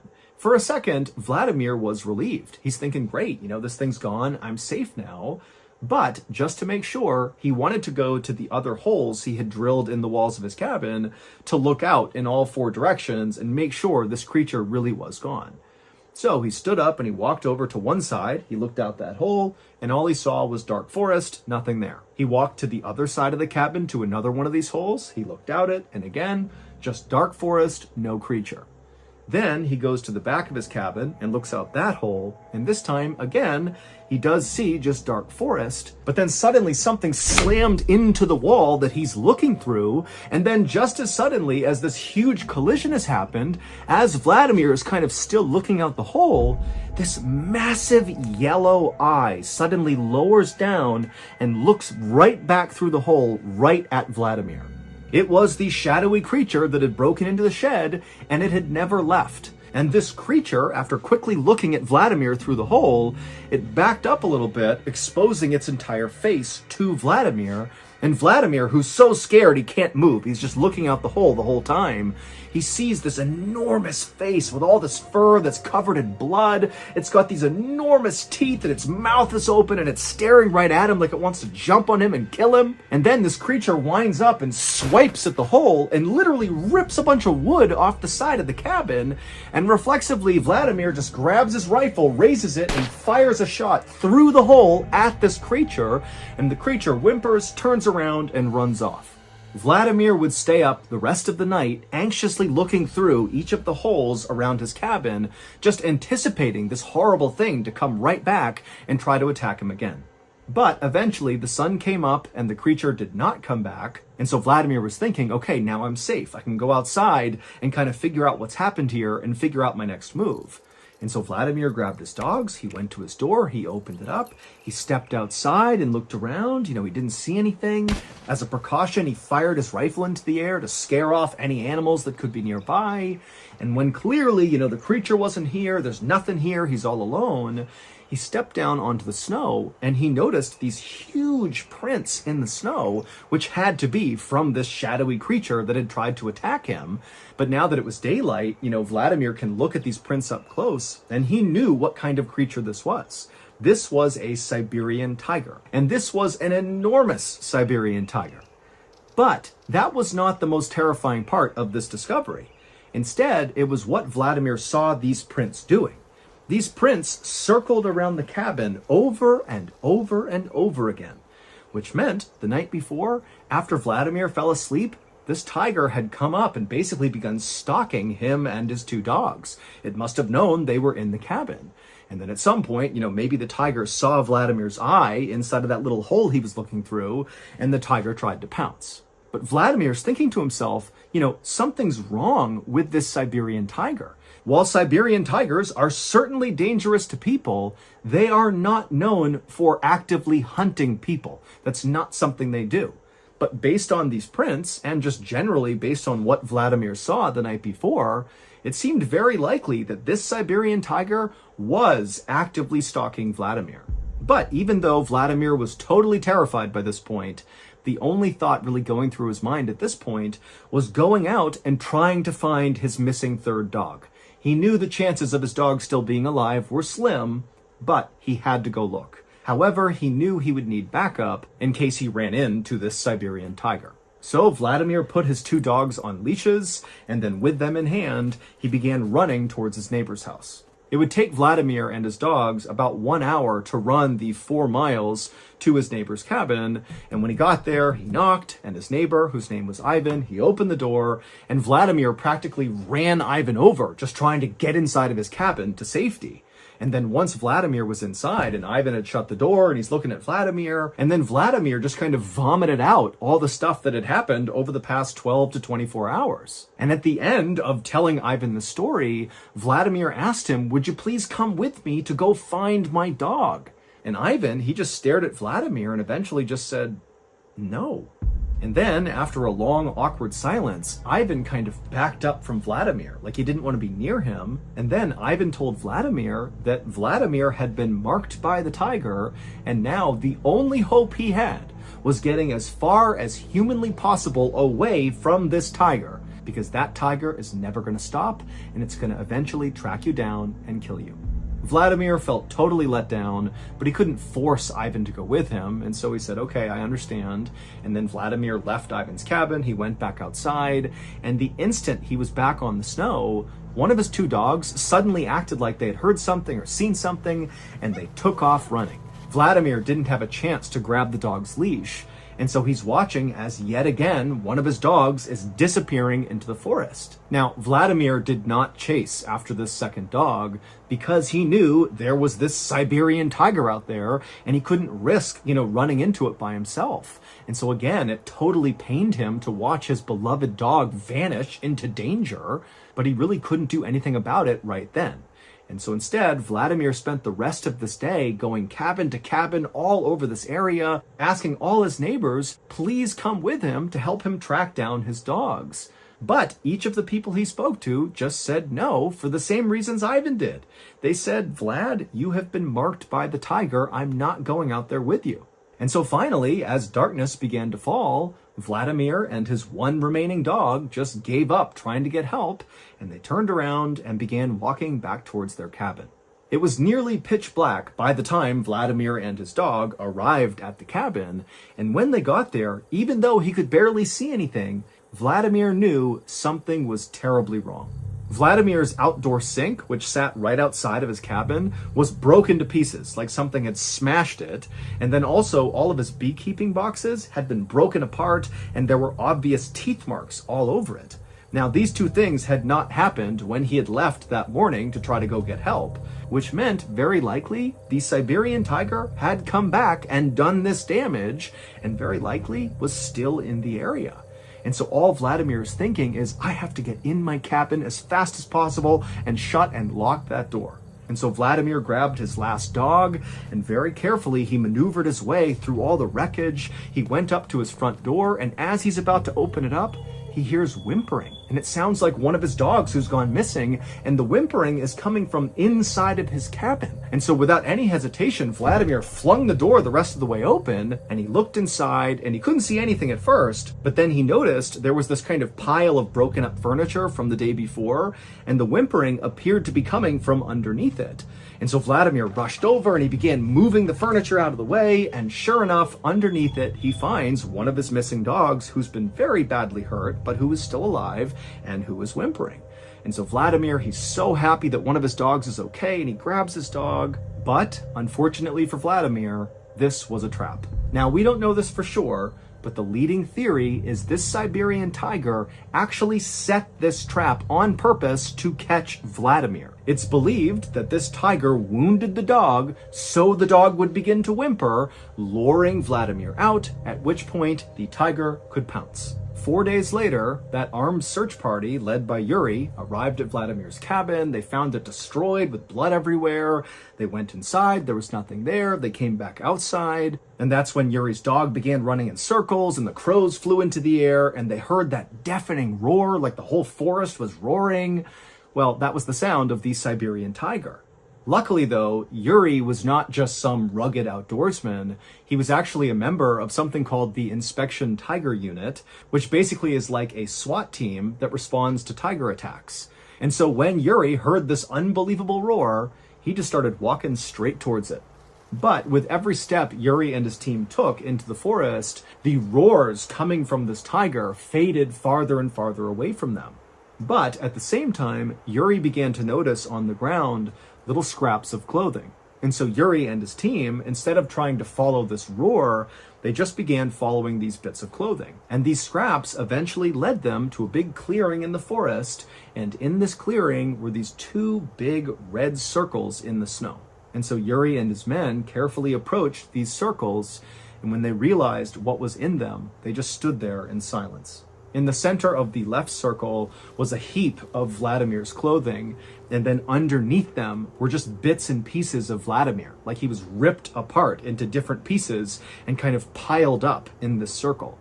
And in the other circle, the right circle, was Vladimir's head, and it had been completely skinned. And after seeing this, Yuri and many other people have come to the conclusion that this Siberian tiger attacked Vladimir just for revenge.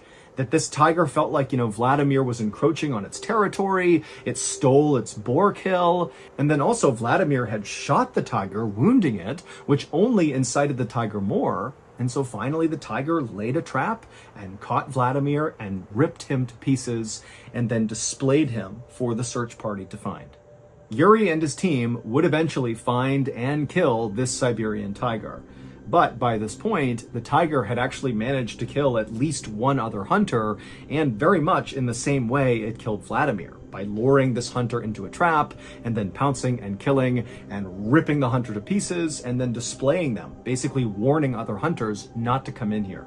And while the death of this tiger certainly made Yuri and other people living in this area feel more safe, at the same time, Yuri has been told by other locals that unfortunately now, because of his brush with this tiger, he has been marked by the tiger, just like Vladimir. And so, according to legend, at some point, unless Yuri goes far, far away, he's going to be tracked down and killed by a tiger.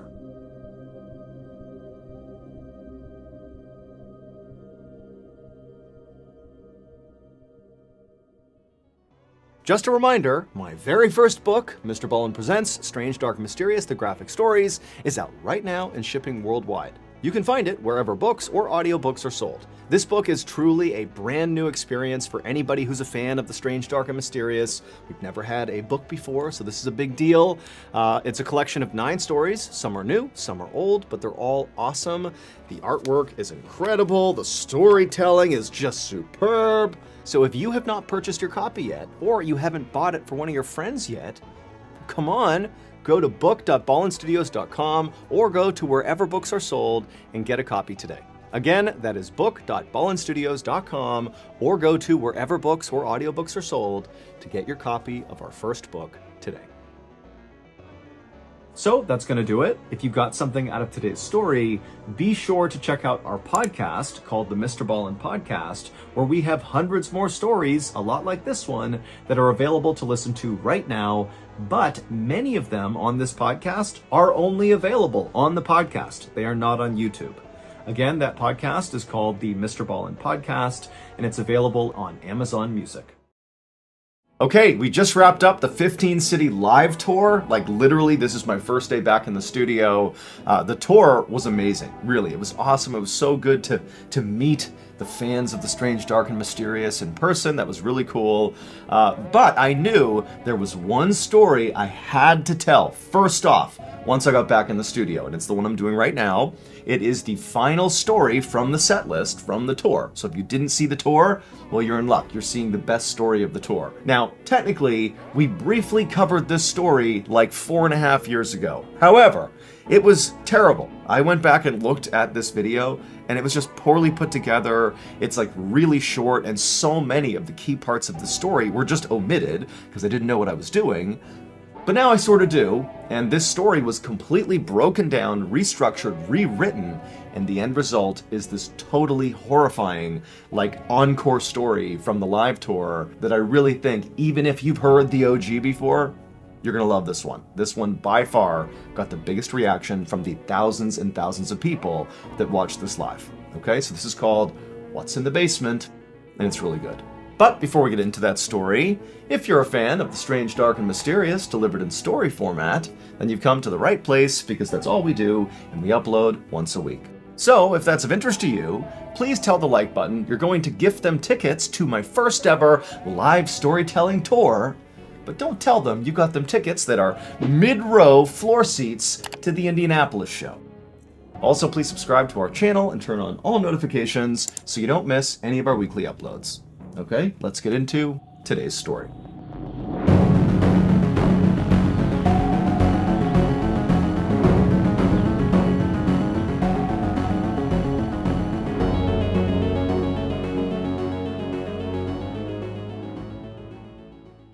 In the fall of 1986, Frank Bowen, along with his 2 daughters, Tina, who was 15, and Karen, who was 9, they experienced just a terrible loss. So Frank's wife and the girl's mother suddenly passed away from cancer.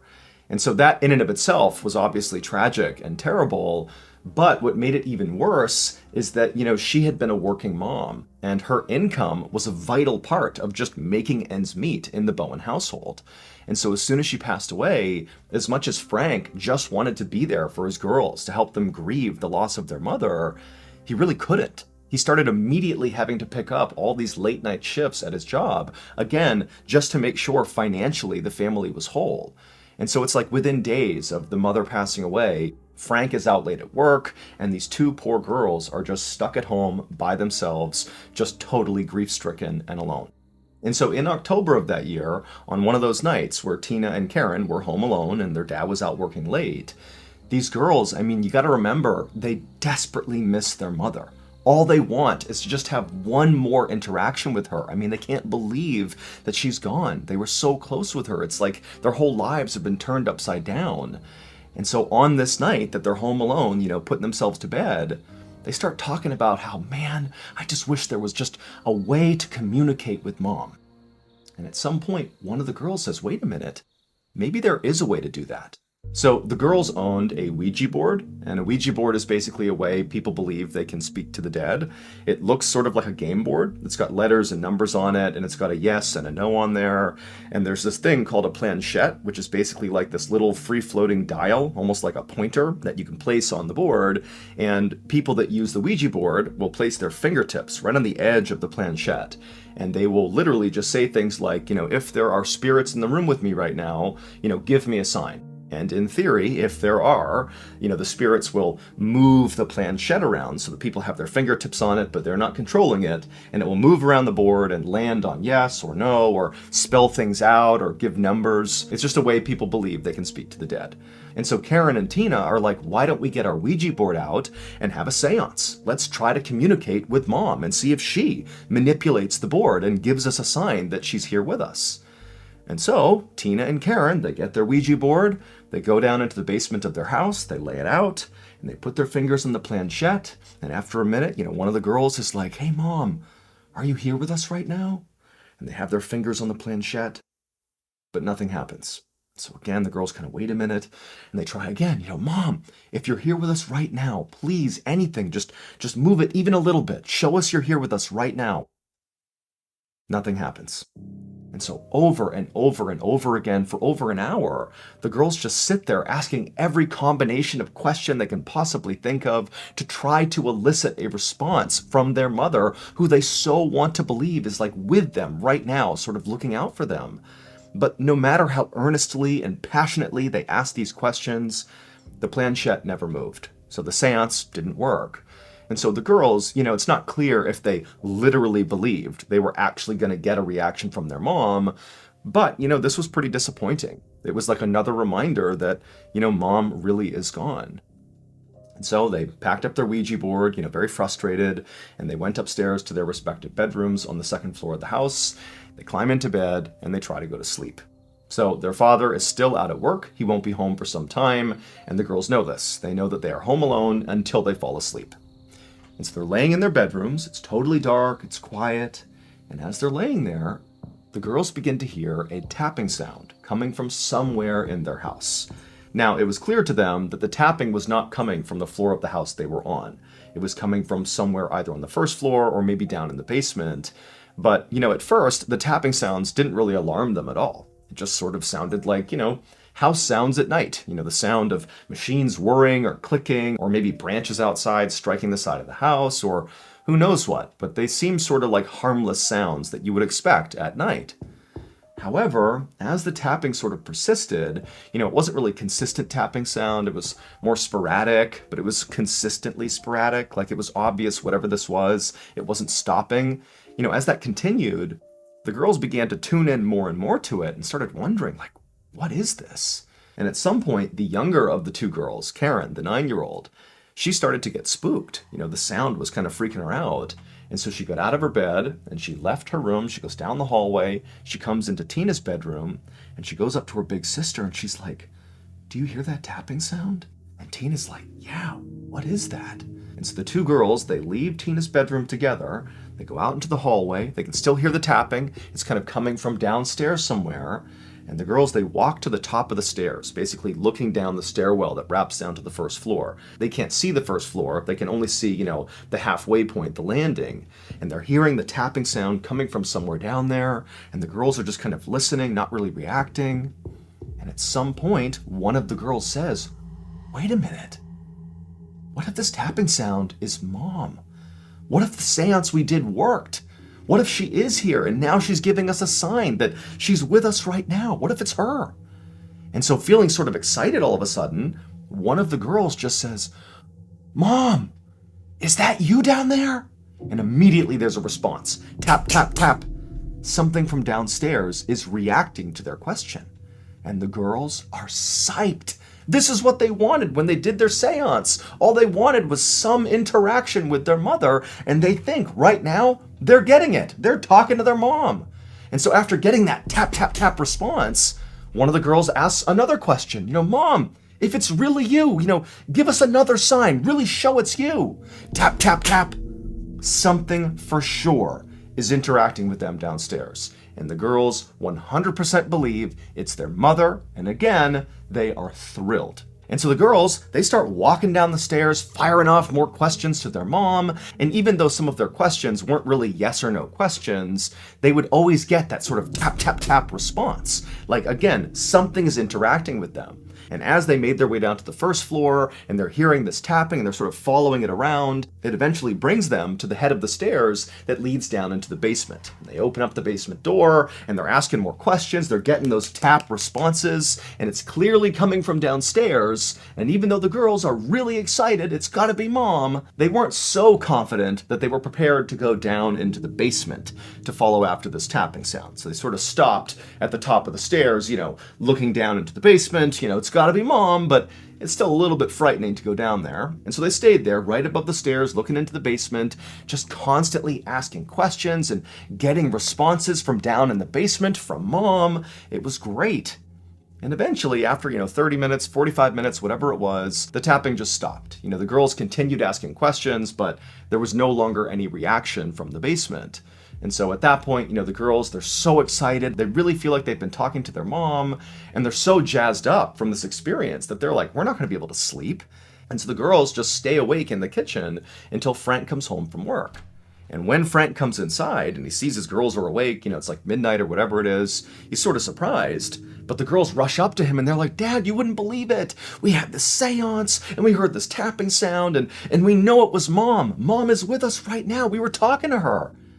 Now, Frank, he's totally caught off guard by what they're saying, but he also knows his girls, they're going through this horrible time in their lives. I mean, they've just lost their mother. He can't even imagine their level of grief. I mean, he's obviously grief-stricken, but this is their mom.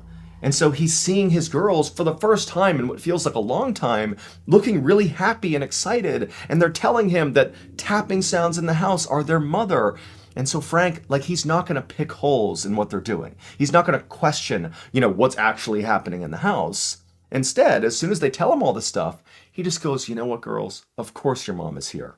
Your mom will always be here. She will always be looking out for you. Your mom is with you right now in the house, I'm sure of it. And so the girls, they're so happy. Again, this was such an amazing experience. Their dad, he also agreed this is so good. And so the girls, they happily go upstairs to their bedrooms and they go to sleep. And Frank, truthfully, after having this exchange with his daughters, didn't really think much of it. Again, he's sort of thinking that, there wasn't really tapping sounds coming from his deceased wife. This is just some coping mechanism that the girls are using to deal with this tragedy. And he thinks, you know what? It's healthy enough. It's making them happy. What's the big deal? And so Frank, he goes to bed. Over the next few days, the tapping sounds in the house would continue. And they were no longer just coming from the basement. They were also coming from the kitchen. They were coming sometimes from the second floor. They were sort of coming from all over the house. But the girls were the only ones who could hear the sounds. Like every time they'd hear the tapping, if their dad was home, they'd call him over, but Frank wouldn't hear anything. Now again, Frank doesn't really believe that there's actually tapping happening. He doesn't think this is actually real at all, but he's playing along with it because, his girls are happy, clearly this is their coping mechanism. And so again, Frank's not thinking much of it. It's harmless. The girls are frustrated that he can't hear it, but again, it's overall still a very good thing. It's mom. Mom is trying to communicate with them. However, after a few days, post-seance, as the tapping continued, the girls began to change their attitude about the tapping sounds. The first day and over those first few days, it really did feel like a good thing. This is mom. This is positive. This was definitely a good thing. But after about 72 hours, post-seance, the girls began to sort of feel frightened by the tapping because the tapping no longer was really just coming mostly from the basement. It now started coming almost exclusively from their bedrooms at night. So they'd be laying in bed and they'd hear, tapping underneath their beds. They'd hear tapping in their closets. And it was frightening. And they would call their dad in and he'd come into their bedrooms and he wouldn't find anything. But now, Frank, who previously had just sort of let this continue, this is his girl's coping mechanism for this terrible loss. Now he's seeing that his girls, they don't really think it's mom anymore. They don't know what this is. And it's also disrupting their sleep. And so now it's not a healthy thing anymore. This is a problem. It's disrupting his girls' lives. And so Frank begins at this point, 3 days post-seance now, he begins telling his girls like, hey, come on guys, there's nothing to be scared of here. These tapping sounds are just normal house sounds. You're overthinking it. Like there's nothing that's gonna harm you in the house. Mom is definitely here looking out for you, but she's not making those tapping sounds. You gotta let this stuff go and just forget about this stuff. But the girls, they're like, Dad, we're not making the tapping sounds up. Just because you don't hear them does not mean they're not real. And they began to tell their dad, like, we think the seance worked, but we actually no longer think it's Mom that's sort of come out of the seance. We think we unlocked a different spirit, an evil spirit, and now that evil spirit is haunting our house. And so Frank, at this point, he's like, guys, that's not what's going on here. You really need to stop. Like, these tapping sounds are not real. They're in your head or they're normal.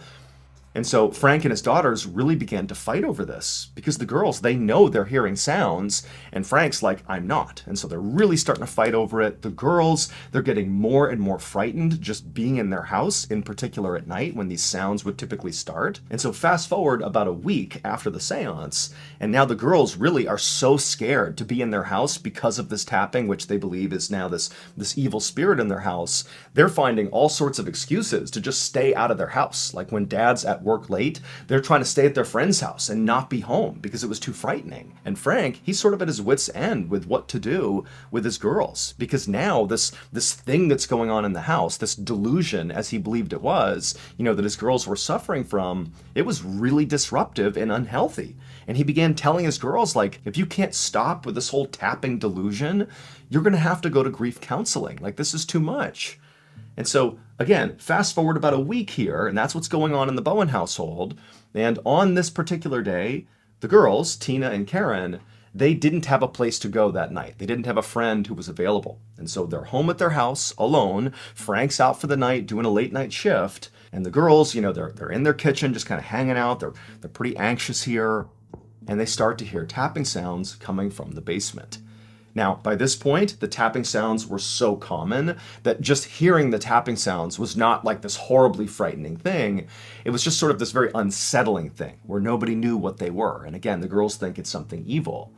But on this night that the girls are alone, Dad's gone, Tina, the older of the two, she says to Karen, like, Dad doesn't believe us. He does not believe that there's tapping sounds in the house.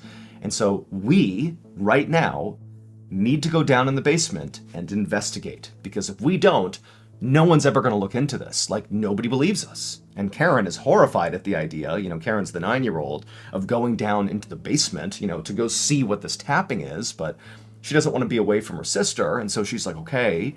And so Tina gets a knife from the kitchen. She goes to the door to the basement. Karen follows right behind her. And Tina, she opens up the door, and the two girls begin going down the steps. And once they get to the bottom of the steps and they're in the basement, it's just this kind of blank slate down there. There's a washing machine and a dryer, there's some boxes, but it's just sort of a dank, sort of open, nothing cellar down there. And the girls, when they got down there, they're looking for the origin of this tapping sound. And on some level, they expected to find something that was making these sounds because they've been hearing these sounds. For them, it's not a delusion. Like, every time they hear these sounds, they are real to them. Just because their dad doesn't hear it does not mean it's not real to them.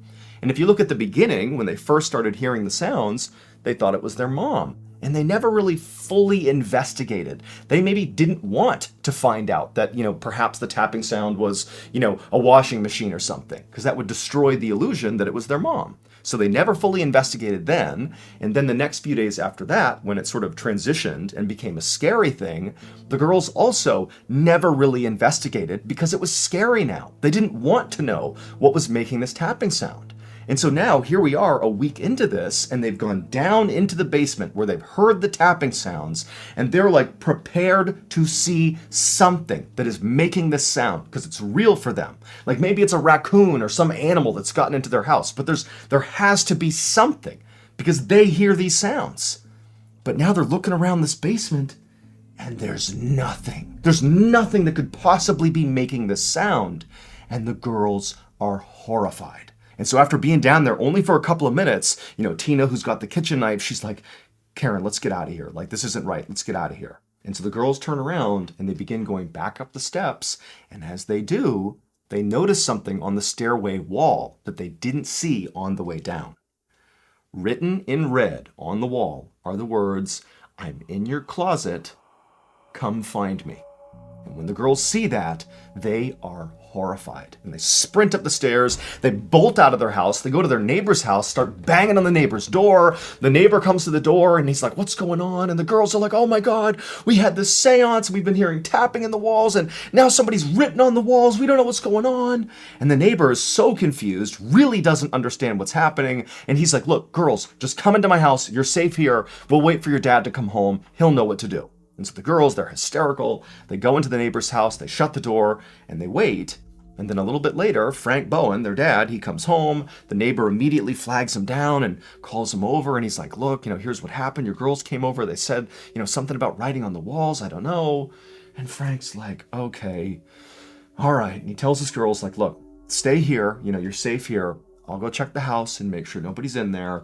Frank, at this point, in no way suspects that there's anything, evil or bad in his house. He thinks this is just a continuation of this delusion the girls are sort of acting out. And so Frank, alone, goes back to his house. He opens up the door, he goes inside, he searches the house, and he looks everywhere, but there's nobody in the house. He does find the writing in the stairwell going down to the basement.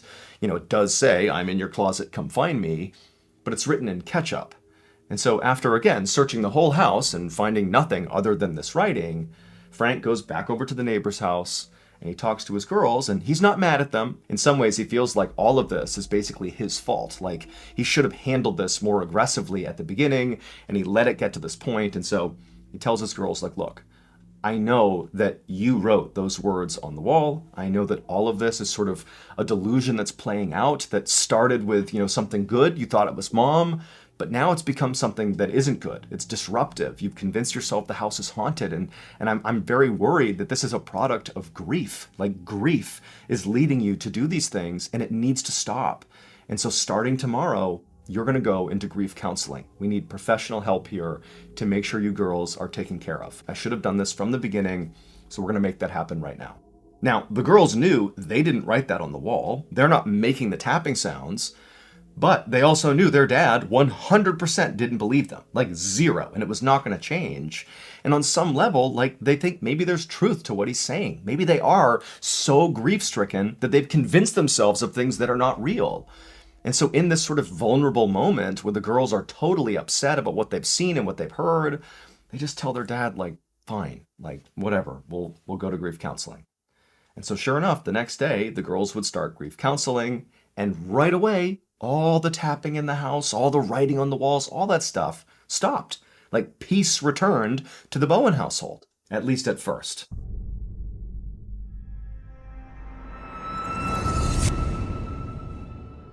As you may already know, I recently was on tour.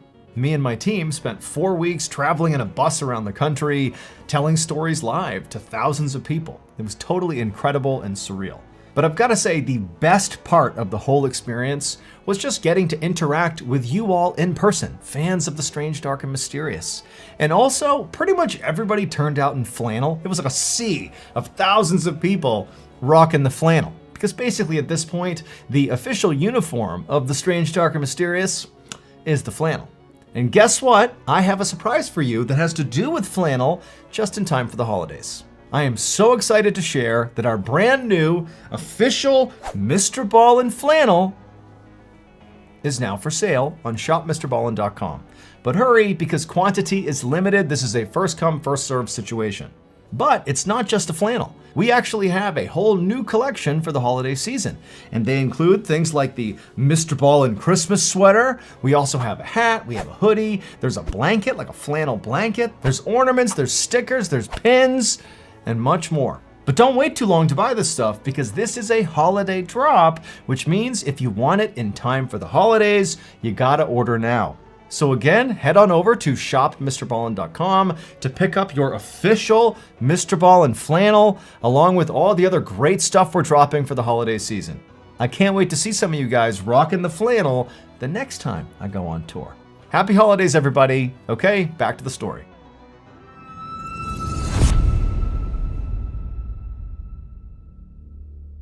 Fast forward 3 weeks to December 8th, 1986. So this is 3 weeks after the girls began their therapy, and in those 3 weeks, the Bowen household is totally calm. There's no more tapping, nothing, everything is fine. But on December 8th, Frank, along with his 2 girls, Tina and Karen, and their friend, Kathleen, they had been out for the evening, maybe getting ice cream or going out to eat or whatever, and they come back to the Bowen household, and when they do, it's nighttime, so it's dark outside, and Frank, he goes up to the porch, he goes to the front door, and as he's about to open up the door, he looks through one of the windows of his house, and he sees there are several lights on in the house that he didn't remember leaving on before they left. And so he just thinks, like, that's weird. Like, I could have sworn I turned those lights off. He's kind of looking back at the girls right behind him, sort of wondering if maybe they left the lights on, but he's like, oh, that's weird. So he unlocks the front door, he swings the door open, and immediately he sees this scene inside of his house that makes no sense. The TV is on, a radio is on, and furniture in the first floor of the house where he's looking has clearly been moved. Not dramatically, but things have been moved around on the first floor. Like if you live somewhere, you know where things go. Things are off. And Frank, like he's seeing this, and he's sort of looking back at Tina and Karen, and he's like, did they do this? Are we back to this whole delusion? You gotta remember that even though it's been 3 weeks now of peace in the Bowen household, Frank is all too aware of how insane it was right before then. You know, with the girls, writing on the wall, at least according to him, and thinking there was an evil spirit in their house, and, he's thinking, is this them? Like, somehow did they do this? This feels sort of like a continuation of that. He's looking at the girls, but he's thinking to himself, like, they've been with me. We've been out of the house. How could they do this? But again, Frank is sort of caught. On the one hand, he knows this could be his girls, but he's also thinking that's not possible. And so in that mind state of sort of being caught between these two opposing ideas, Frank, instead of backing out of the house and calling the police like anybody else would do, he instead just begins like walking into the house, sort of nonchalant, like not really sure how to react. And he begins this sort of half-cocked search through the house. And the whole time, Tina, Karen, and Kathleen, they see what's going on, and the 2 daughters, they're terrified. I mean, they're all too aware of all the tapping and the writing on the walls. They're thinking, this is real, it's happening again. And so they're tucked up right behind Frank, who again, Frank is like in shock. He's just like wandering through the house, like, what's going on here? Turns the TV off, he's walking around, turns the radio off, he's moving furniture back around, and he can't believe it. And so he does this weird, like again, half-invested search through the first floor. He doesn't find anybody there. He goes to the second floor, does the same search. Again, all 3 girls, the 2 daughters and the friend, they're right behind Frank because they're so scared. They do the search of the second floor, nobody there. They search the attic, nobody there either. They go down to the basement, nobody in the basement. Like there's nobody in the house. And so Frank is like, what is going on here? And then he remembers there's actually a room on the first floor of the house that he forgot to search. It was just a front room of the house right off the front entrance. When he began the search, he just sort of overlooked it because he was sort of in a daze. And so he's like, okay, I'll go back up there and I'll search that last room and then I'll know the whole house is secure. Nobody's here. And so Frank goes back up the basement stairs to the first floor. The girls are tucked up right behind him, still so scared.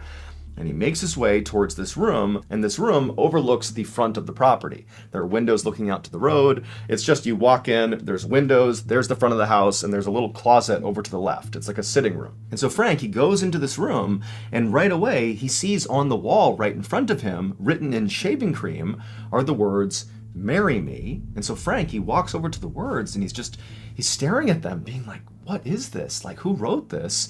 The girls, again, are right behind him, tucked up against the back of his legs, and he's staring, and as he's doing that, he hears movement in the closet in the room that he's in. And Frank turns, and he looks at this closet. The doors are open to this closet, but it's a dark closet, and out of the closet walks a man who was wearing a dress, Frank's dead wife's dress. This person had clown makeup on their face, and they were wielding a hatchet. And they walk out of the closet, and they look at Frank, and they look at the girls who are so shocked, they're just in silence staring back at the sky. And this person looks at Frank and goes, "You and the girls, go upstairs." And so Frank immediately goes into protector mode, and he gets between the maniac and his girls, and he just tells the girls, like, go up the stairs, do what he says. And the hatchet-wielding maniac just sort of walks along, following after Frank and the girls. Again, Frank sort of staying between this person and the girls. And so Frank shepherds the girls up the stairs, and he's like, go ahead, girls, first bedroom, go in the first bedroom. So they go upstairs. All three girls go into the first bedroom. So Kathleen, Karen, Tina, and then Frank, he goes into the bedroom, and the maniac's right here in the hallway about to follow after Frank.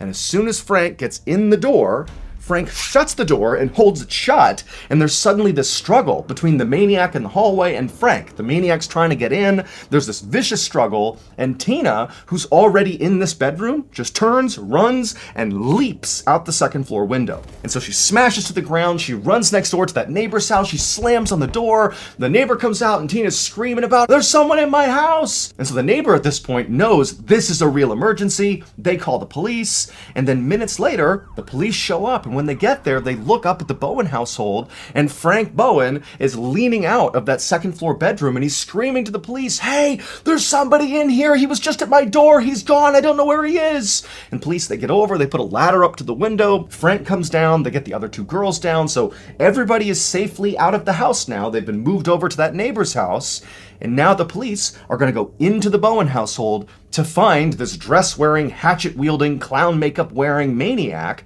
They're going to find him and put him into custody. And so the police, they go into the Bowen household, guns drawn, and they search that entire property, top to bottom, and they find nothing. Nobody's there. The house is completely vacant. However, they would find a hatchet lying by the back sliding glass door, and the back sliding glass door was partially open. And so ultimately, again, when nobody is found inside the house, the police decide, well, clearly this maniac, if there really was a maniac, is now gone. Because look, the door's open, the hatchet's here, so they're gone. And so the police, they go over and talk to Frank and his family, and they're like, look, we don't really know what to make of this. We didn't actually see, this person you claim to have seen in your house. I'm sure there was somebody, but we didn't see them. And so for now, what we're going to do is we're going to monitor your property 24/7 and just see what happens, see if anybody comes in or out. We'll make sure nobody comes to this property. And we'll also begin an investigation in town to try to figure out, who this maniac was. And in the meantime, you and your girls go stay with a family friend or something. Just don't be here because we don't know what's going on here. And so Frank and his girls, they went and stayed with a family friend, and the police began their surveillance of the Bowen household. And for 2 days, nothing happened. Nobody went in or out of the Bowen household, and despite police canvassing the town and trying to figure out, who this maniac could have been, they really didn't get anywhere. Because remember, Frank's description and the girl's description of this maniac was, probably a man wearing a dress with clown makeup on, and so effectively this person had a disguise on. There was nothing to go on.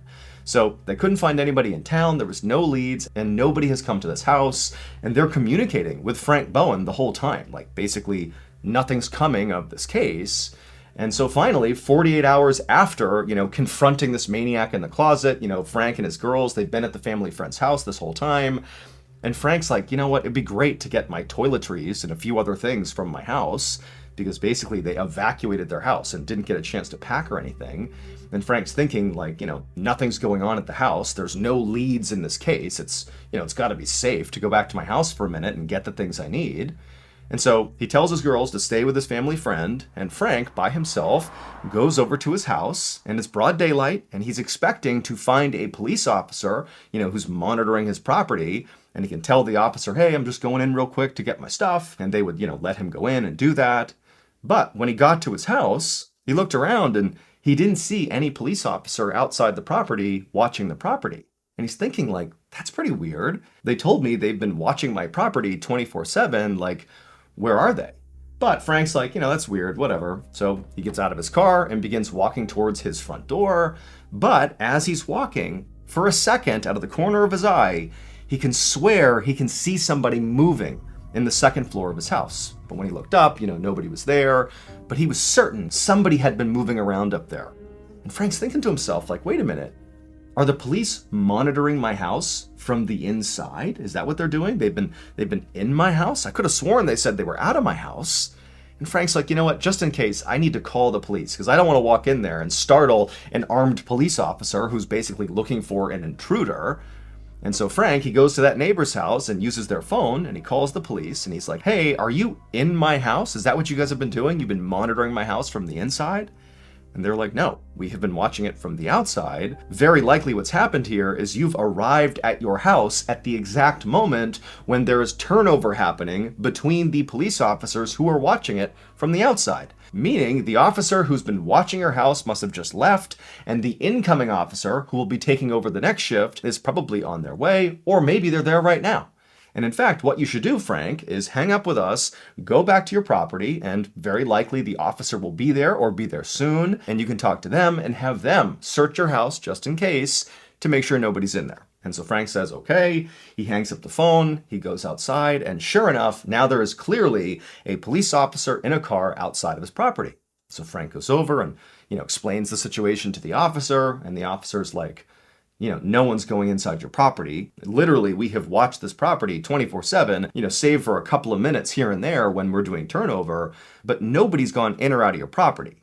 But either way, Frank, I'll search your house just to be sure. And so Frank goes back over to the neighbor's house, and this officer goes up to Frank's door, he opens it up, he looks inside, and he can't believe what he's looking at. In the first floor of Frank's house, it's just madness. There are pennies glued to the ceiling of the first floor, and the furniture clearly has been moved all over the place, but it's been stacked in these sort of weird arrangements. And there are glasses of champagne all over the first floor, and there are kitchen knives that have been driven into family photos on the wall. Like the knives are still sticking into the photo, and where these knives have been driven through the photo is always on a picture of either Tina or Karen, the two daughters. And where there are knives in these pictures, above those pictures is written, I'm going to kill you, Tina, or I'm going to kill you, Karen. And so this officer obviously knows, we have a problem here. And so he backs out of the house, he calls for reinforcements. And so all these officers go in, guns drawn, now convinced, clearly somebody has found a way to come in and out of this house, or they're still here, and we have to find them. Like clearly the Bowens were not lying about this horrible, maniac that they encountered in the second floor of their house when police first showed up. Clearly that must have happened because they didn't do this. Somebody else did, and they gotta be here. And so police, they tear the Bowen household apart looking for this maniac. They look everywhere and they can't find anybody.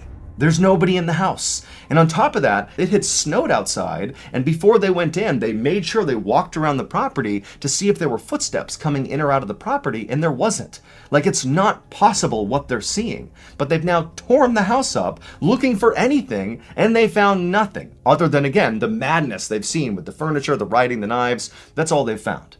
And so after hours and hours of this very frustrating search, a few of the officers found themselves in the basement, and they're just standing there talking to each other like, this is crazy. We must have missed something. Like, what is it?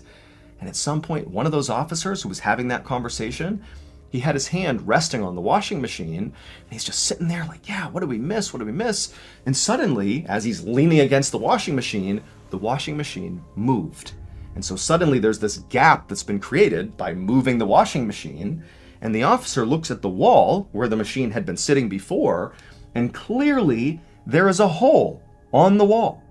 And the officer gets out his flashlight and he looks in the wall and kind of scans down, and he sees there's this tunnel that's been burrowed in the wall of the basement, and it goes over to the corner, and looking back at this officer is Danny LaPlante. And he's crouched down, he's got a hatchet over his shoulder, he's wearing a dress, and he's staring back at this officer. I'm going to tell you about Danny LaPlante because this story takes a very dark turn. So Danny LaPlante was 16 years old at the time he was pulled out of the wall. And 6 months prior to being pulled out of the Bowen household's wall, Danny had had this very brief interaction with Tina Bowen, the 15-year-old.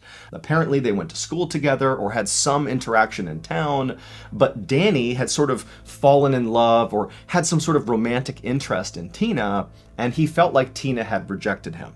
Now, Tina did not remember any of this with Danny. This is entirely Danny's memory of what happened. But either way, 6 months earlier, when he had this sense of rejection from Tina, Danny responded to that by breaking into the Bowen household, cutting a hole in their walls, and burrowing tunnels in their walls. And for 6 months, Danny LaPlante lived in the Bowen household in their walls. Now, Danny was not able to access the entire house through the wall in the basement. He could basically maneuver in the basement and partially into the first floor, but in order to get to the other parts of the house, Danny had to leave the wall. And so routinely, over these 6 months that he was in their house, Danny would literally, while the family was home, just get out and wander through their house, like as the family is just living there, and they never noticed him. And so for 6 months, Danny spied on that family 24/7. And when the girls had that seance with the Ouija board to try to contact their mother, Danny was downstairs in the basement in the walls watching, and he saw an opportunity. He thought, I'm going to pretend to be their mother and screw with them. And so when they heard that tapping sound, that was Danny pretending to be their mom. He was absolutely trying to get them to believe their mother was here. But then whenever Frank was around, Danny would stop the tapping and sort of let Frank believe the girls were making it up.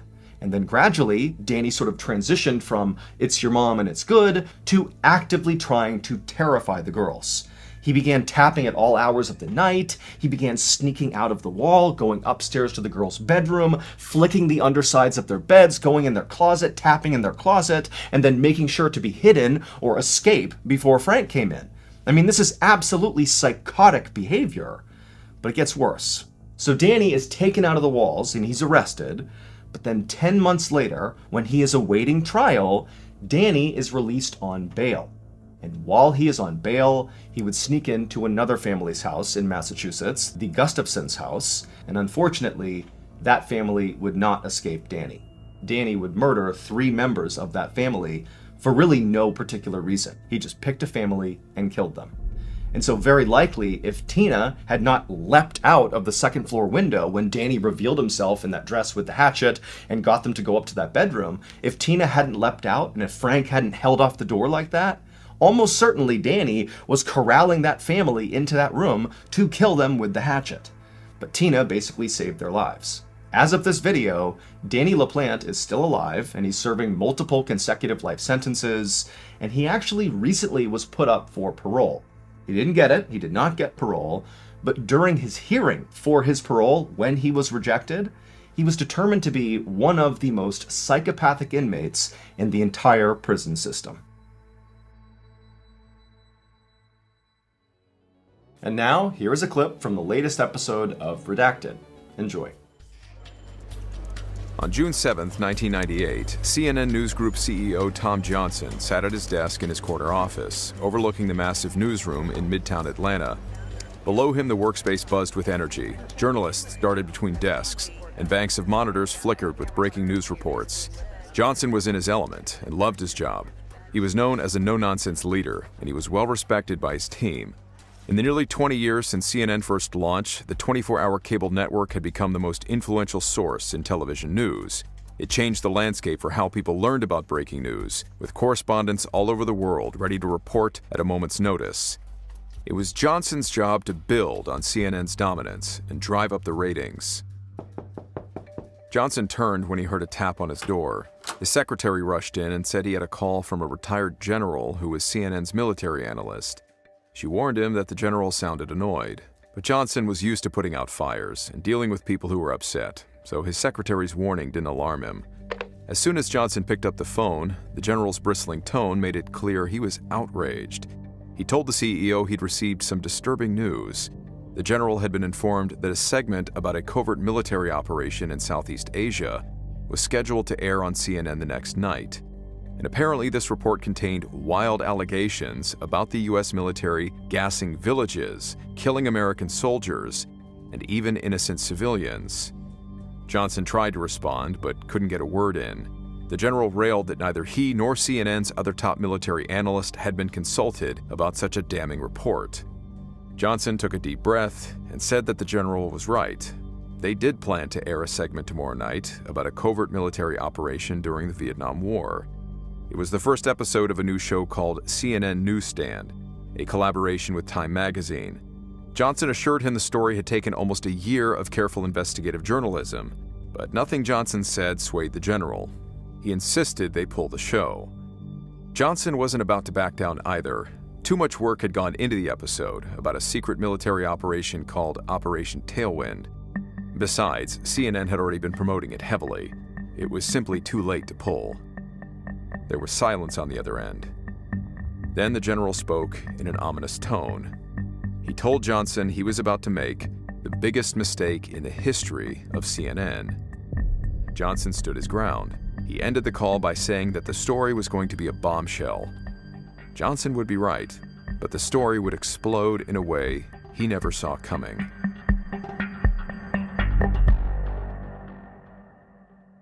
Sometimes the truth is stranger than fiction, and today's story definitely demonstrates that. But before we get into that story, if you're a fan of the strange, dark, and mysterious delivered in story format, then you've come to the right place because that's all we do, and we upload once a week. So if that's of interest to you, please offer to make the like button a nice fresh batch of donuts, but instead of filling them with custard, fill them with mayonnaise. Also, please subscribe to our channel and turn on all notifications so you don't miss any of our weekly uploads. Okay, let's get into today's story.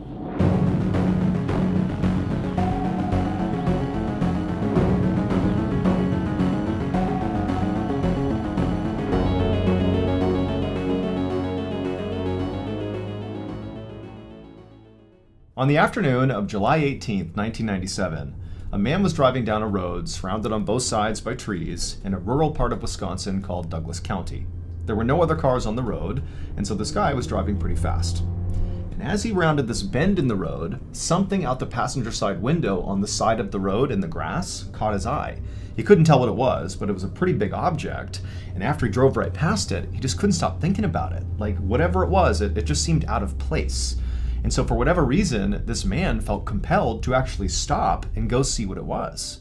And so he slowed down and parked on the shoulder. He got out and began walking along the road back in the direction of this object. And as he got closer, he began to see this object again in the shoulder of the road, and it was sort of obscured by grass and other things, so he couldn't see what it was. But as he got closer, he saw the object was pretty big and it was all white. And as he took a few more steps and got within maybe 20 or 30 feet, he finally got a better look at this object, and he just froze. Because the object was a man wearing all white, a white suit, a white belt, white shoes, all white, and he was laying on the side of the road, just totally motionless. And for a second, the driver thought, maybe this guy is sleeping, but after taking only a few more steps and getting a totally unobstructed view at this guy, he saw there was a gaping hole in this man's chest. He was obviously dead. And so the driver turned around, ran back to his car, sped to the nearest house, and called 911. The next morning, a Douglas County detective named Stephen Long was sitting at his desk looking at the photos of the dead man in white. This murder case was less than 24 hours old, but already this was one of the weirder cases that this detective had ever been assigned to. The victim had pretty much immediately been identified because he was carrying on his person his wallet, and in his wallet was his driver's license, and so they knew who he was. But the man in white's identity actually made the whole case more confusing, not less. And Mark had no obvious ties to the area, so what was this rich guy doing 3 hours from home, dressed all in white, getting shot to death on the side of the road? Like, it didn't add up. The dead man was a 45-year-old millionaire named Mark Foster. And Mark lived 3 hours away in Minneapolis, Minnesota, and had no discernible ties to Douglas County. And so the detective was thinking, what is this rich guy doing here, dressed head to toe, all in white, getting murdered on the side of some local random back road? But things only got more confusing from there. After the medical examiner did Mark's autopsy, he told Detective Long that he had discovered a note inside of Mark's shoe. And the note just said, "Jack Frazier isn't here, but it's Jimmy Bailey, or a lookalike? I hope I'm okay." Now, nobody, including Detective Long, had any idea what this note meant. It was far too cryptic. But when they ran Jack Frazier and Jimmy Bailey's names through their database, the police discovered that both of those men, one, existed, and two, they lived in Minnesota, same as Mark Foster. And so naturally, Detective Long began to suspect that maybe those two men were connected in some way to Mark Foster. Maybe they were involved in his murder, or maybe they were actually his killer or killers. He didn't know, but it was his best lead. So Detective Long decided he would just have to go to Minneapolis to try to find out more. A few hours later, Detective Long parked his car at the Minneapolis police station. He got out and walked inside the building. Waiting for him inside was the local detective who Mark had already spoken to. And so after meeting this detective, the two of them went into an interview room where Mark Foster's wife was waiting for them. And right away, Detective Long noticed that she was very pregnant and at least 15 or 20 years younger than Mark. But despite that, she seemed very composed.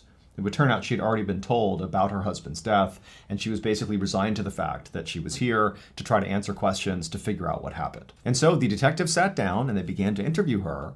And then when they brought up the note that was found in Mark's shoe, specifically when they said the two names that were on that note, Jack Frazier and Jimmy Bailey, when they said that, it triggered something in Mark Foster's wife. She immediately began to cry, and then in between sobs, she would tell the detectives that she knew who those two men were. She told them that she had previously had relationships with both of them before marrying Mark. And she said after she married Mark, Jack and Jimmy became very jealous. They didn't like the idea that she had chosen Mark over them. And so she had always felt like those two, Jack and Jimmy, sort of had it out for Mark as a result of this romantic rivalry.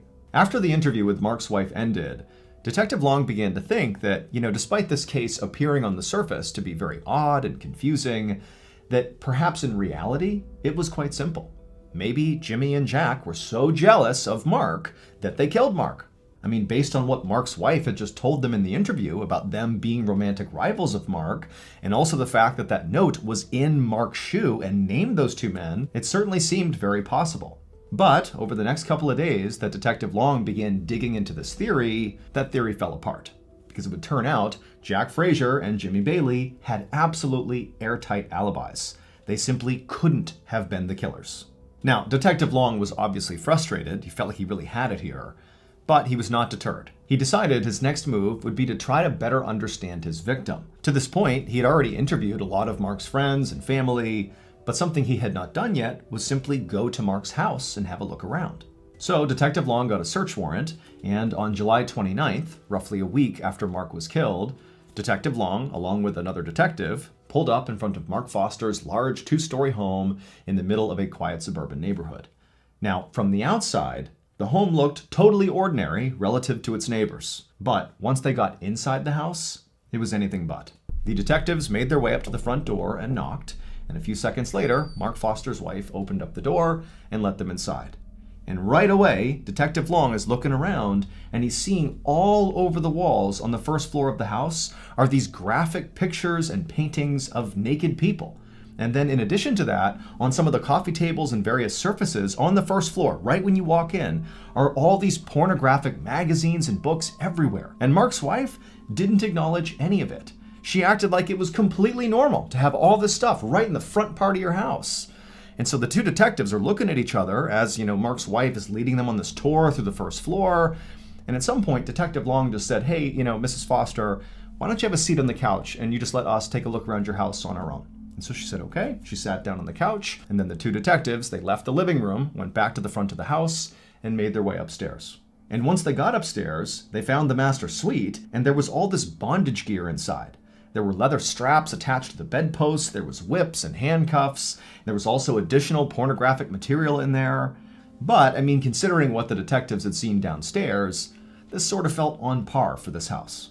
And so after searching the other bedrooms and other rooms on the second floor and finding more pornographic material basically everywhere, the detectives found their way back to the hallway in the second floor, and they noticed there was a rope hanging down from the ceiling, and it was attached to the pull door that led to the attic.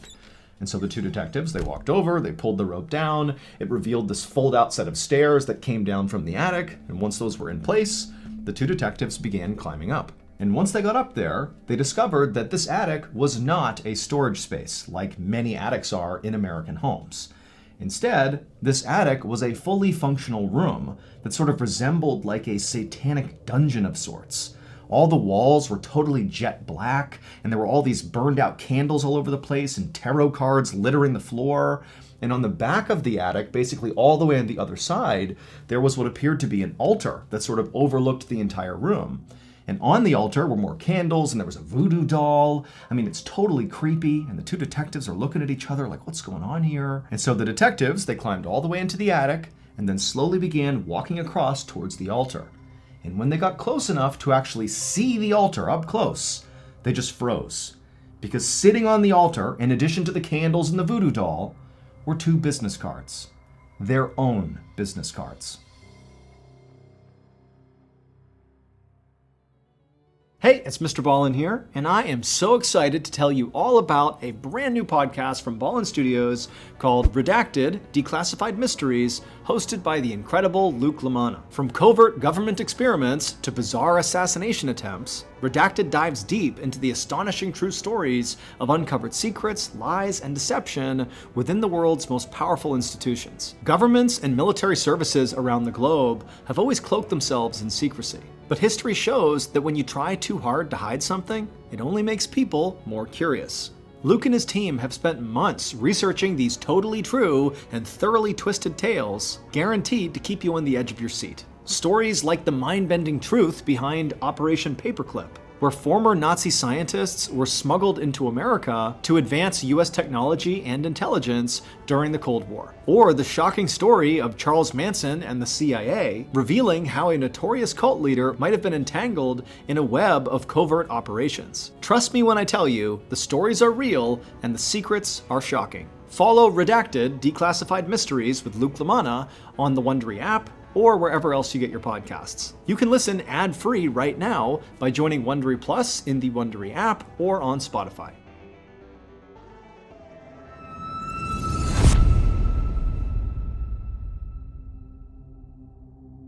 Detective Long and his partner immediately went downstairs and confronted Mark's wife about the attic. Like, what's going on up there? Why are our business cards on your altar?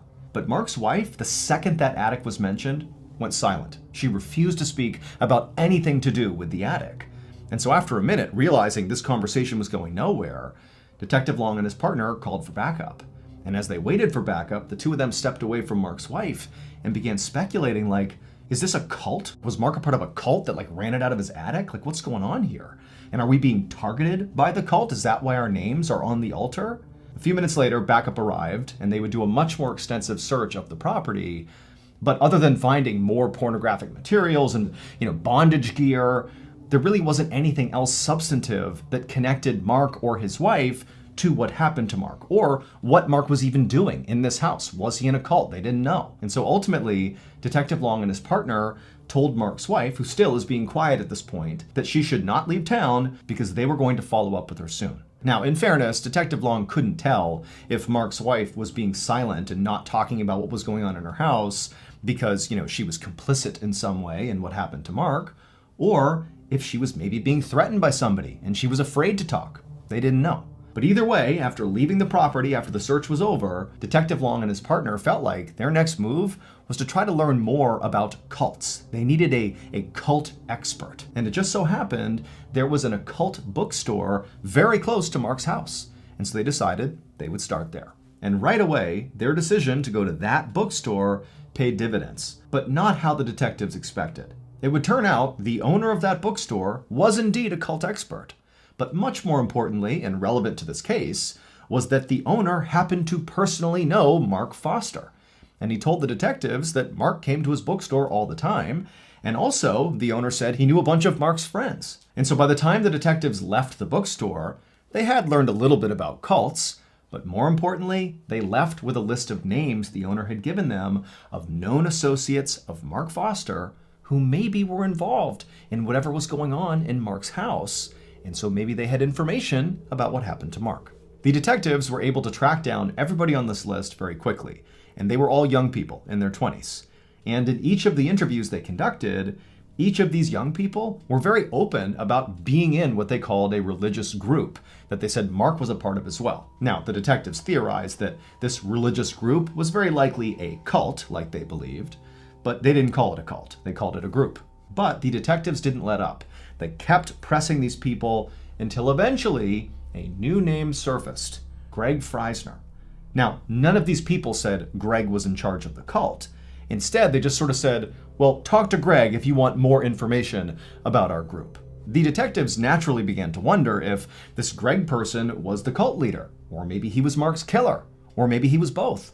But regardless, it seemed pretty apparent that they needed to talk to Greg because he might have more information about what happened to Mark. It took a few days, but the detectives were able to track Greg down, and they brought him in for an interview. And boy oh boy, did Greg have a story to tell. Based on what Greg told the detectives, here is what happened to Mark on the day that he died, on July 18th, 1997. On that day, Greg Freisner met Mark Foster at Mark's home. And when Mark came outside, he was dressed head to toe in white, something he would do for special ceremonies. And so Mark, he came down the steps, didn't say a word to Greg. They went to Greg's car. Greg hopped in the driver's seat, and Mark climbed into the back seat. And before long, they took off and began driving northeast. And for hours, these two just drove in total silence. Mark just stared out the window, and Greg focused on driving. The only thing that happened during this multi-hour-long drive was at some point Mark pulled out a piece of paper from his coat pocket and he wrote something on it, and then after staring at it, he kind of smiled and tucked it into his shoe. And then a little bit later, Greg pulled over on the side of the road in Douglas County, Wisconsin, on this random backcountry road. And as soon as they pulled over, again without saying anything, Greg and Mark got out of the car and they went around to the back of the car where the trunk was. And the two men are kind of stretching, it's been a long drive, taking in the scenery. And then before long, Greg pops open the trunk. And in the trunk is a rifle. Neither men have any strong reaction to this. Greg just reaches down, pulls the rifle out, and Mark, calm as can be, just begins walking over to the side of the road, to the shoulder. And then once he got to the shoulder, Greg came over and stood right in front of him and just looked intently into Mark's eyes, looking for the signal. And at some point, after Mark kind of composed himself, he nodded at Greg, at which point Greg raised that rifle, placed the barrel directly on Mark's chest, and fired. Mark crumpled to the ground, and he laid there for a second just moaning horribly, and Greg just stood over him watching until finally Mark went silent and died, at which point Greg casually went back to his car, got inside, and drove home. The only time he stopped was to throw his rifle into a nearby river.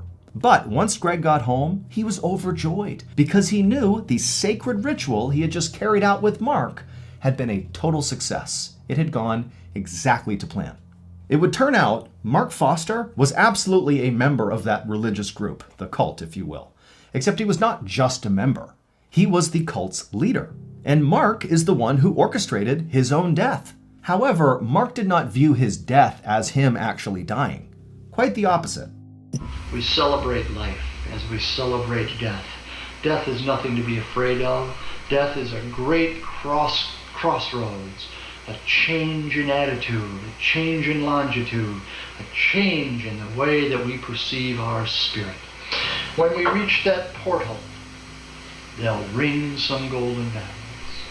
He believed that what he and Greg, his most devout follower, were going to do, this sacred ritual, was after Greg fires the shot into his chest and ends this body's life, that his soul, his consciousness, and his power will be transferred into Greg.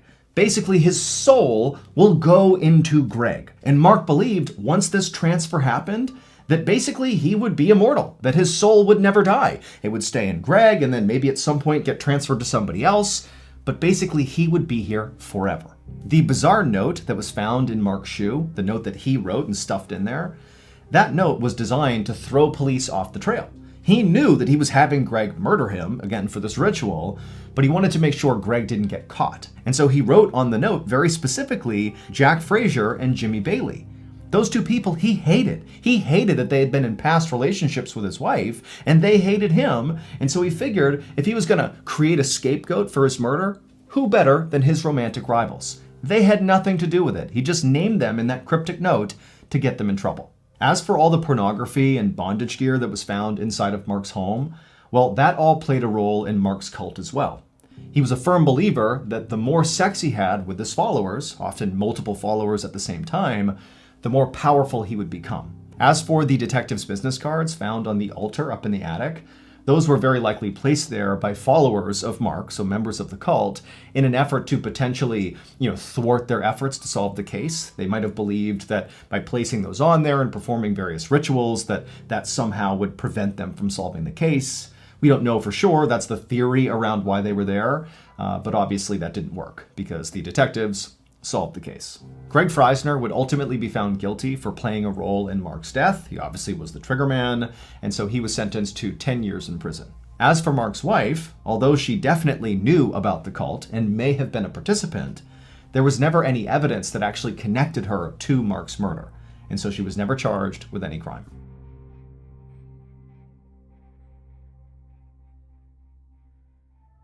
An American submarine, L2, was hurrying to assist a Portuguese freighter, which had been torpedoed near Padstow, when she had encountered UB-65 sitting motionless on the surface.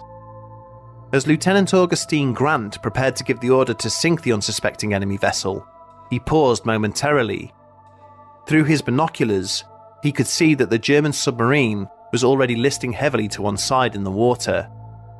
He could also make out the shape of a solitary officer standing up on the ship's deck, apparently staring out to sea.